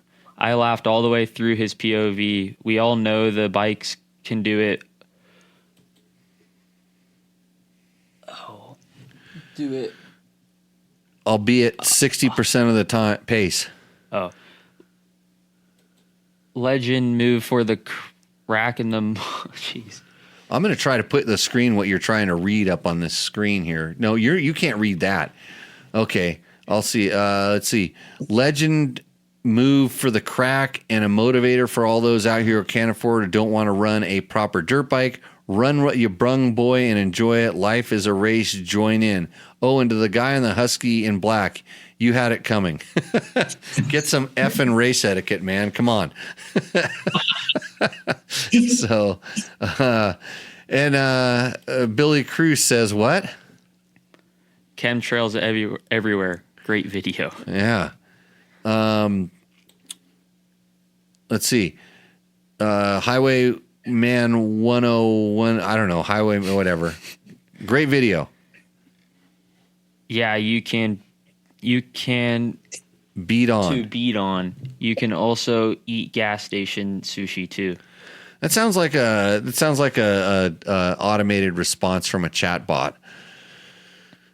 Let's see. What does D Feckle say? I ride a KLX 300R, and it's great to see others discover how capable it is. I also experienced the box full of neutral transmission, which has gotten better after 1,000 miles and a longer shifter. My other problem with the bike is weight. I'm a little guy, and it really wears me out if I have to pick it up more than a couple times. Nolan, do you know technical terrain? Do you know how you fix that problem? Him being a little guy? Workout. No. Don't tip the bike over. Yeah, or that. Yeah, I used to run a riding school, and then I just throw in like a plug for my riding school at this point, but I don't anymore. So just don't tip it over. Watch more YouTube videos. Okay, go ahead. Where was I? I like the power, how quiet it is, and how good the suspension is for this 51-year-old B rider, and so cheap. I got my 21 with maybe 5 hours on it for $3,800. What does Jay Welchie say? He says KLX 300 sales go skyrocket this weekend, I bet. Well, if they do, I hope Trevor had a rider in his contract for do that, because he didn't make any Kawasaki contingency bucks that weekend. It was a really lean weekend for Trevor because he wasn't up to his normal finishes. DR350 XR. Wow, that's a confusing ass name. Tim, what about that? What about that name? I'm not looking at the name, but Trevor is great entertainment. When he was doing, well, I think he still does some of those best in desert races, the team stuff. The content, I don't watch almost any of this stuff, but his stuff every now and then I'll watch, and he'll put out something on Monday right after racing on Saturday, and is that on his personal channel? Hell, I don't know. It just gets fed to you on the internet. Well, here's the problem with Trevor. He's trying to go a little bit rogue and use his personal channel too much. And he's put that stuff on Dirt Bike Test so I can collect all of the revenue. Okay. Well, like Trevor, did you hear that? His helmet cam stuff when he's just pinned dodging donkeys. Yeah, that stuff made me go, Jesus! I don't believe I ever liked to go fast. It's stupid. But yeah, it's great entertainment, and the things he does, and like the Big Bear ride and stuff. He's pretty good at pumping his ego. I don't want to hear it anymore. Okay, let's get back to answering this question. DR350 XR says, as someone who rides on the East Coast, this looks awesome. Nice riding. Those bikes are more capable than people think. All bikes are more capable than people think. Damn a poro whatever. Says, I love this concept. Great job, all involved. So is he talking about like everybody that was involved in building that bike? Is he talking to the Japanese and engineers and the Kawasaki media people that allowed Trevor to smash the crap out of their bike? Or is he talking about Trevor and his GoPro and then his 5 friends that sent him videos of him honking horns at them while they were, doing photography out in the desert? I don't know which. What does Martin Niv say? Respect from the GB. That's Great Britain, I believe. For your patience and self-control with the back runners. Well done to you and the little KLX 300. Okay, so I would not have been that nice, but Trevor, he's I think because on the highway, because if you know like a little bit about him and his ethnic background and ethnicity and stuff like that, he's probably not a very good driver, and so he's probably used to being run over by people all the time and stuff. So he didn't want to pay back the favor. He's not an entitled white guy like me. It just likes running people over all the time. What is Mike M? He says, sorry, couldn't stand the horn. It's street legal. I get it. Grow up. It's like listening to your neighbor kids. And then T Neon says, I was going to say the same thing. You couldn't watch the darn video. Well, you did watch the darn video and you put a comment on it. So quit lying. It's like horns away. It's Need a Trail Boss says, it's not the bike. Well, that's what Lance Armstrong said too. It's not the bike. It's the steroids. Drugs. I don't think Trevor's on drugs. I don't know why he said that. What is Marcus? Says, you need to watch Torture Test magazine. He rides piece of crap motorcycles. One of his races was on a DR200. He was passing KTMs in the desert, beeping as he passed them. I think Trevor copied Torture Test. I think Trevor didn't. This is not an original idea in that kid's head. Okay. I know the Torture Test guy. I actually tried to get him to do stuff for Dirt Bike Test, but he decided he was going to go the route of buy me a coffee before anybody thought that was cool. It's hard to make a buck in this industry. What does dumb if KX something say? Says funny how he has to wait for the two strokes to continue when they fall in front of him or them. Fall in front of them on the rock gardens. Yeah, honk at them. Get out of the way when you keep falling in front of me. And he wants us to do the DRZ4S next time. So G. Brady is rolling. Joe Relin says, humor a free bike to race. That sounds jealous to me. Sounds jealous getting a free bike. Well, you know what? Joe Loreen or whatever your name is. Go start a motorcycle testing website and get. Actually, if we had more subscribers, Trevor could do more of this. If you Joe didn't subscribe, you should subscribe to our videos right now, and like this one or whatever Trevor's video, you should subscribe, and then we get more pull, and then Trevor gets more free bikes to go jack up and race for free. What does Drange Stream Mark say? Says I bleed green. Anytime I drop my Cowie sport bikes, I just jack them up and pick them up and ride them. LOL. 94 Ninja 500. He's just like listing off every sport bike he ever had.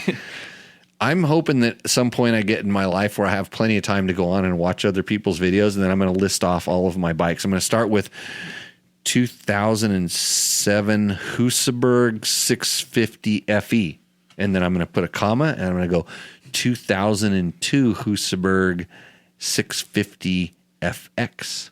Yeah, okay. What does Boost say? Says a lot of these guys would be faster if they stood more, sitting down while riding over rocks and going across deep ruts. It's wild. LOL. I was amazed at how much they were riding with their feet off their foot pegs, like just feet in the air. Like you should. Have you seen this video yet? I watched a little bit of it. Yeah. Yeah. And then you just had to turn it off because it makes you want to like slit your wrists. I don't know. I mean, not because of Trevor, right? No. I just got pissed off he was honking his horn all the time, just like those other guys. And then Brian Golly says, I know guys that did well racing a 70s DR200 Honda. Do you think there's a typo in there? I got to look at the keyboard and see how close the X and the DR. Yeah, I'll give it to you. Okay. XR200 Honda.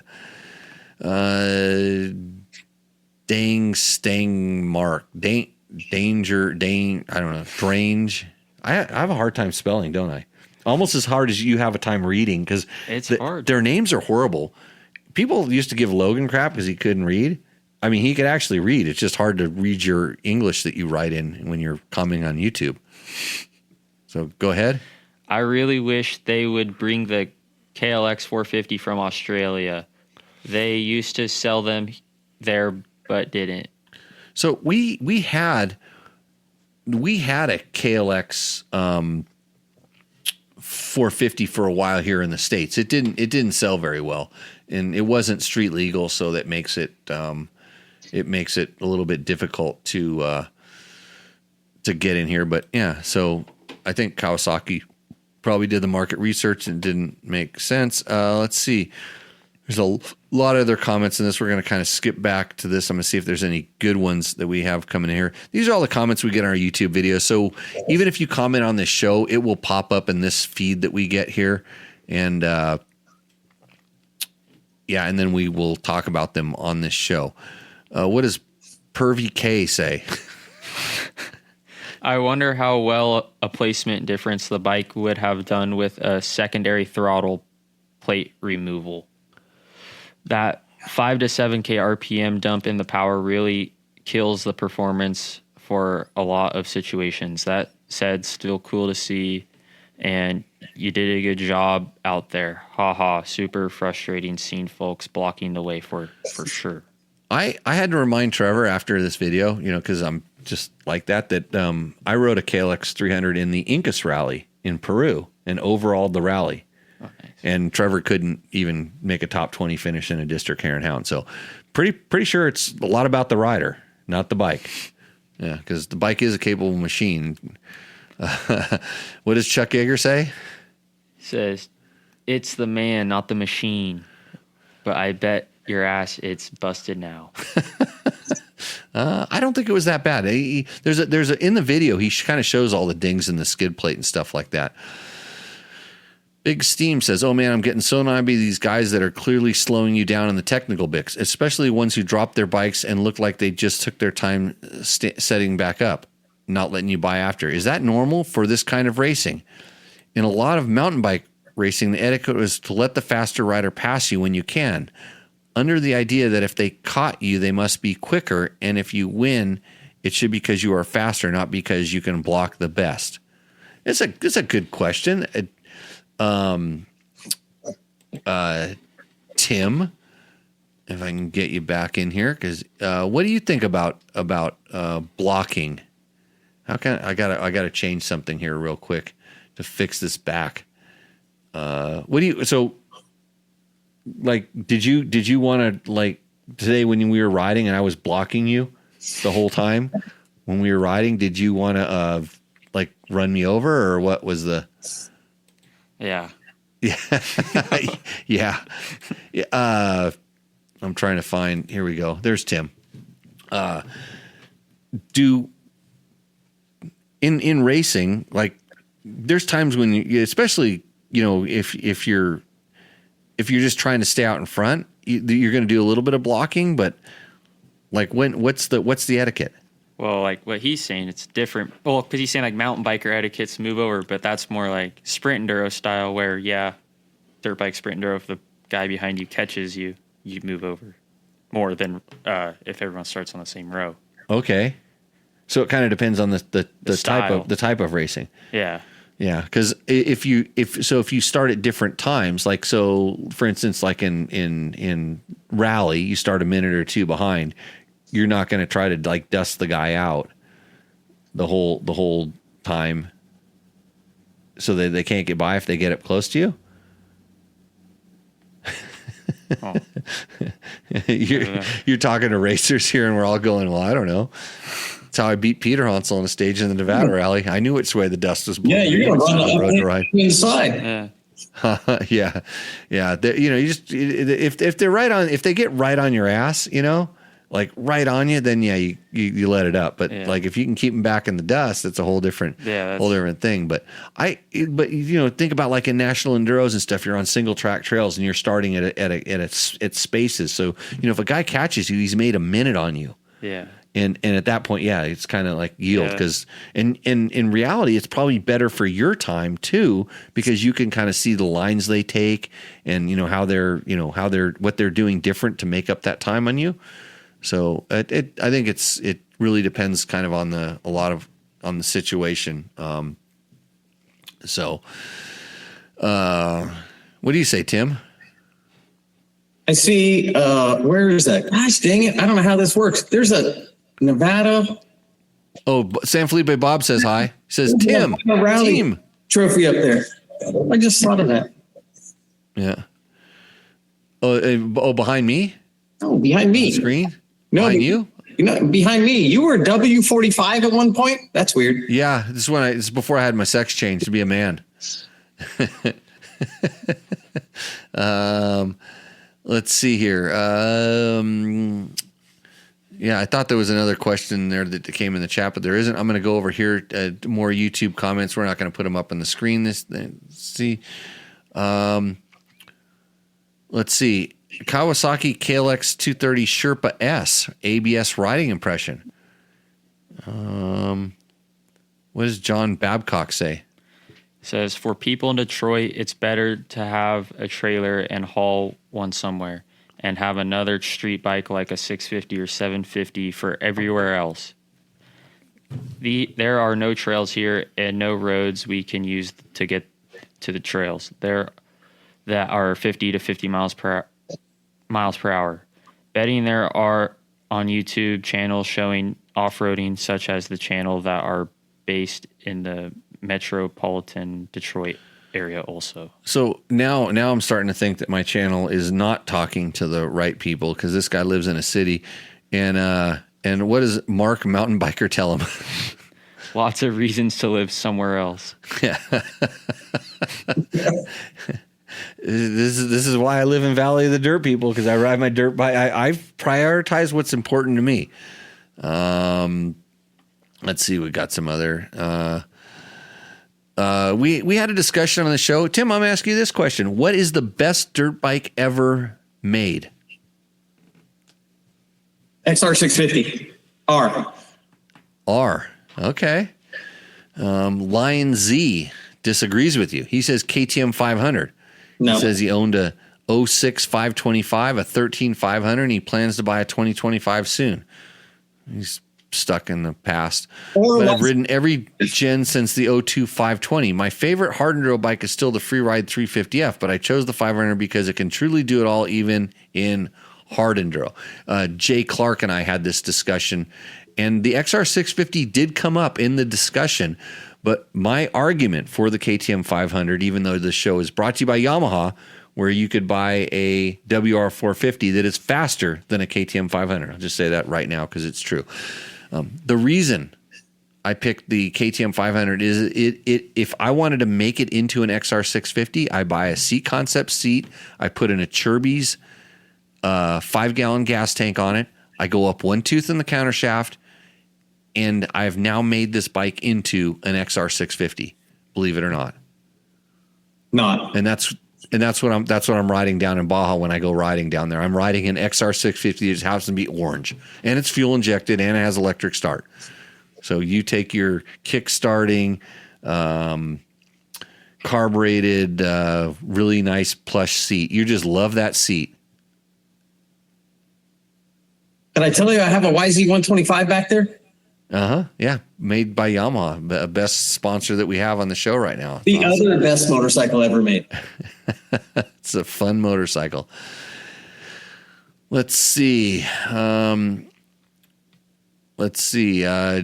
Guy Moto says, those rocky sections aren't something I'd take at my age and skill level, but it's interesting to watch. I've been putting off from buying a CRF 300L Rally due to all the negative suspension comments. I was going to get the KLX and add a bigger tank and maybe a seat, but I'd really rather get the Rally. This video is making me give the Honda another look. These guys wish I was still your age. Enjoy it while it lasts. I'll be gone before you know it. Trust me. He'll not be gone. It said it'll be gone before you know it. It'll be gone. Yeah, so I can see Nolan fading over here. It's getting past his bedtime. A little late for the kid. Yeah. 10 o'clock my time. 10 o'clock air time. So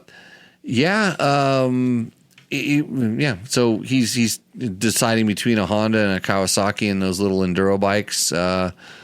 Let's see. Tech Talk Taco Tuesday number 266. This is Jimmy and your questions, and this is the episode with unicorns.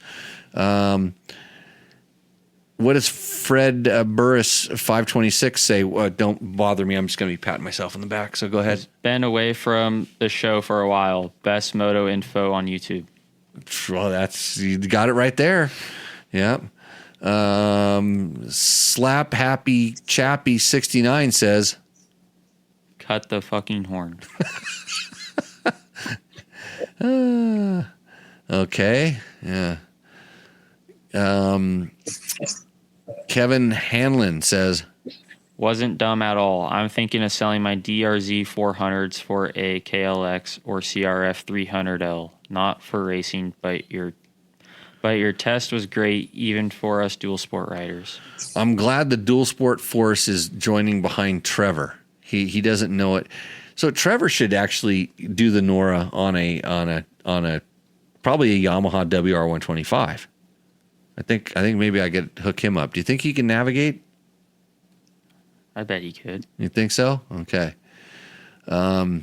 Western Tuner says, do it again on a KLR 650. What does Shot A Austin say? build it up, and try it again. Okay, here's the thing about building up a KLX 300. Don't. It's like once it's just like that's just like putting lipstick on a pig. It just ride it like it is. Maybe you can do a couple little mods that are really specific to your needs, but if you start doing this, you're going to be chasing a money pit that's not going to get any better. If you start outperforming that bike in some way, shape, or form, look at a more performance-oriented motorcycle. I can't say this enough.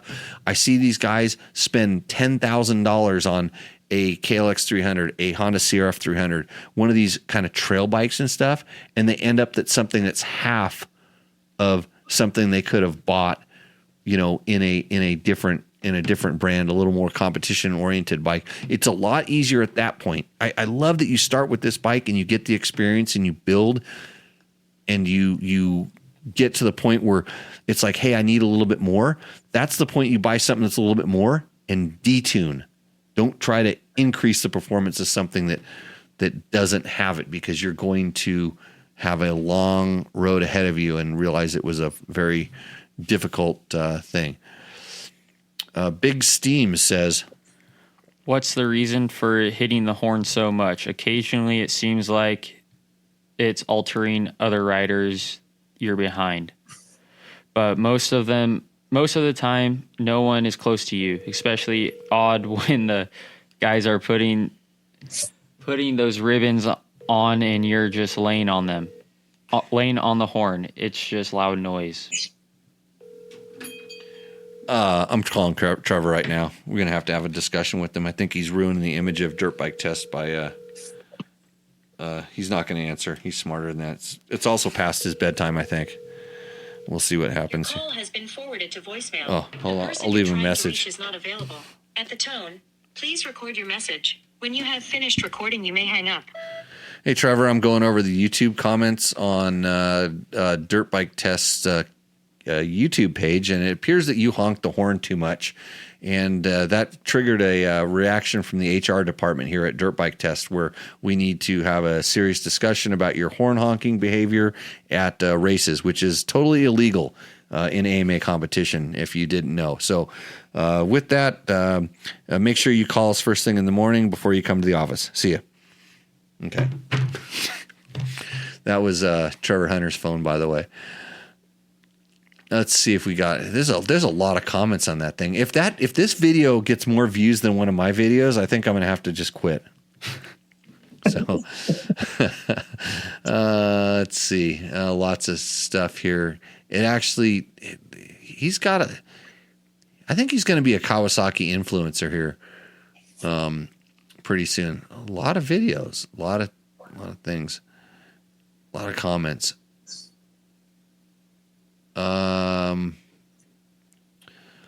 Yeah. Oh, wait. Here, hold on a second. Jeremy Franklin. What does Jeremy Franklin say? And he's talking about my Tour of Idaho video. I just thought I'd bring this up. Says, just watch this again. Great video and looks like amazing route. Yeah. There you go. That's a video I did. Unlike Trevor's. I didn't honk the horn at anybody the whole time. I rode from Utah up to Canada. Oh, nice. On my KTM 500, and this video has way more likes and views than Trevor's video. I just like to point that out because I don't like to talk about myself that much, but that's what. Mark Deshane is replying to Deese Mitchell. Adam's still awake. Don't know what it has to do with the show. This is why our guy that sent in the CR 450 that won Rooster Endo. This is why he says this show doesn't appeal to him, because we just go off on tangent and we start wondering if somebody's asleep and all this other stuff. But is the XR650R the best bike ever made? I'm going to have to click over to Tim real quick. He's just shaking his head. Yeah. San Felipe Bob says, I saw a KTM colored Honda once at the Baja Beach Bash. Johnny Campbell was visibly sick. Did you hear about this? So they made orange plastic for a Honda CR450X and put it all on Johnny's bike one night when he was sleeping, just as a joke. Asher Leto says, hey, don't sell your DRZ 400. It's the best bike ever made. I don't have a DRZ 400. Do you have a DRZ 400, Tim? Is that what's in the corner there? No. We have a Ken Roxon bike. Oh, you have a Ken Roxon bike. Yeah. Right. Okay. Well, I think we've satisfied our goal of going over 2 hours on this show, which is, I don't know why we do this every time, but it seems like it just works. So we're going to start wrapping this thing up. If you have any last minute questions, you have about 20 seconds to get them in the chat as I start thanking again all the sponsors that help us out. Of course, that's Yamaha, that's Fast Company, that's Climb, DDC. Of course, you missed the Hot Shoe Hall of Fame. I didn't see you, whoever you are, you people out there in the internet's world. You could have come to the Hot Shoe Hall of Fame. You could have raced me in. I was going to hold up my plaque that I have for the winning the go-kart race. No, you couldn't have unless you're in the Hot Shoe Hall of Fame. I tried to get Johnny to go. He was busy. Tried to get Kendall to go. He got abducted this year. A lot of people there. Super fun. But if you want to donate, the Hot Shoe Hall of Fame is a Hall of Fame for motorcycle racers, but they also give out shoes to people in need. That's the shoe thing. And so the shoes just like this, they get them, and you can make a donation at hotshoehalloffame.org and help out some people in need and also kind of support a pretty cool thing. Gene Woods is a great guy that does a lot of good stuff for the community and racers in general. What other sponsors? Seat Concepts, Rally Navigator. My buddy Mike was on the show. I just uploaded a bunch of episodes so you can watch those on YouTube. Go back in the archives, like, click, subscribe, do all the things that you do. And I'm supposed to ask Tim about the sponsor on his hat. Tim, what about the sponsor on your hat? You adjusted yourself, so it's hard to hard to see. Electrotech powder coating, Escondido, California. Okay, what about them? Adam and Denise Mitchell. That's probably not Denise there. I'm betting that's Adam. But well, yeah, actually, because let's see, B double on an XR 650 rather than a KTM 500. Is that what he's saying there? Okay, so he says, Denise says, not to disagree, if you ever had to ride out double of a remote Baja location, would you rather be on an XR 650 with your buddy or on a KTM 500? Well, judging by my experience, because I ride a KTM 500, I don't have any friends, so I would never be with a buddy, so I'd be screwed. But I think you'd rather be with Tim on an XR 650. But I tell you what, that it's not bad for the guy that's riding the XR 650, but that XR 650 seat does get pretty thin up there near the back, if you're riding double. Well, I don't know why you'd be riding double, but Adam, I'll ride double with you any day. Yeah, because the well, it's Denise actually. Even better. But we like to call it nut to butt. When you're riding tight on the bikes like that, double. You're riding your buddy that had a KTM 500 that evidently broke because all KTMs break in Baja, according to the lore, and the XRs never break. So if you, it's like if a KTM 500 and XR 650 went to a bar. You heard that joke? No, the bartender would say, you guys should both be riding Yamahas. By the way, this show brought to you by another one of our sponsors, Yamaha. I'd like to thank everybody for joining in. It was really good having Tim Morton from Baja Bound Adventures.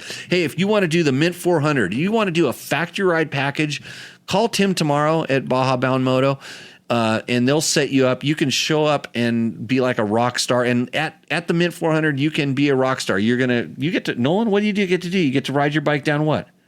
Fremont Street. Yeah. You can ride right past the kick me in the nuts guy. You can ride right past the chick. You can Post-it note with a pin on her boobie. There'll be people that'll be breakdancing. People will make you a little necklace out of ferns, all this stuff. And you're riding your dirt bike right by them down the street on Fremont Street going to the Mint 400. And right after you get done there, you have a good experience. Then you sign up with Tim to do the VIP full factory package at the Nora Mexican 1000. Well, he will get you a fully rally prepped Honda CR450X, and you can do a peninsula run almost like Ricky Brabeck. And I promise you, if Ricky Brabeck, I know this guy a little bit, wearing his hat. If he could do it on any bike, he would do it on a Baja bound prepped Gen 1 CR450. And I'm not lying. That was like his favorite bike. So, okay. Did I do pretty good there? Last little bit. Tim's ready to go to bed. Nolan's ready to go to bed. Everybody on the East Coast, thanks for joining. I haven't had a lot of Canadians chime into the show yet because I pissed them all off, but I know it's really cold up there. There's one. Which one? At the beginning, the guy's from Alberta. Oh, he's from Alberta. Okay. Well, it's cold up there. You know about that. You're in South Canada. Yeah.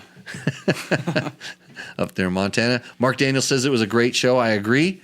And he has a seat concept seat on the XR650, and that has a little more thing in the back, so if you have to ride double, you're even in better shape.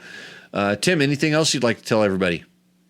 I want to say, Nolan, keep at it. Hope you kick ass. I've noticed a couple times. Good rides. Thank you. Good luck to you. Don't listen. Hey, you'll see him at the Mint. He'll be here. Hey, he'll be there. I'm not talking to you. Don't listen to Jimmy. Listen to Johnny and your mother and your aunt. So Will do. Right on. Listen Thanks. to Preston too. Little bit to Preston. He gets angry sometimes. Sometimes. Yeah. Okay. I think that's it. So Nolan, you want to thank your sponsors? Yeah. I'd like to thank JCR Honda, JLRA, VP, Pirelli, Fly Racing, Alpine Stars, Jimmy Lewis Off Road. Jimmy Lewis Off Road. Yeah. Okay. Because if you want to get the full training, Jimmy Lewis. we're gonna water down the flat track for you, and we're gonna slide. Should. It's one of these days. So okay, everybody, that's it. I would like to thank Climb for giving me the most awesome riding gear. And hold on a second, one more thing. Scott goggles. I've been wearing these Scott goggles, these Scott Dust goggles. Where are they? It's called the Dust. This isn't it. It was on. I had one on the studio here. They're so bitchin'. That's like they have thicker foam and light sensitive lens and all the cool things. But anyways, thanks to Scott Goggles as well. So okay, everybody. With that, I'm gonna turn off this show, and you're gonna go to bed, and you're gonna have good, sweet dreams of riding the Nora Mexico 1000 with me in Baja pretty soon. Sign up quick, and then you can get some free lessons. And then with that, we'll shut this show down. So Tim, thank you very much. And we're out of here. Okay, I got to remember how to turn this show off. So we'll see you out in the trail. So you got to give him a thumbs up right now. Okay, now I make this show stop. I don't know which buttons to push anymore. It doesn't. If you liked what you saw in this video, come check us out over at dirtbiketest.com on the webs. We have bike tests, product tests, a lot of fresh dirt, and you can even support us by clicking through our links. Hopefully, we'll see you out in the trail.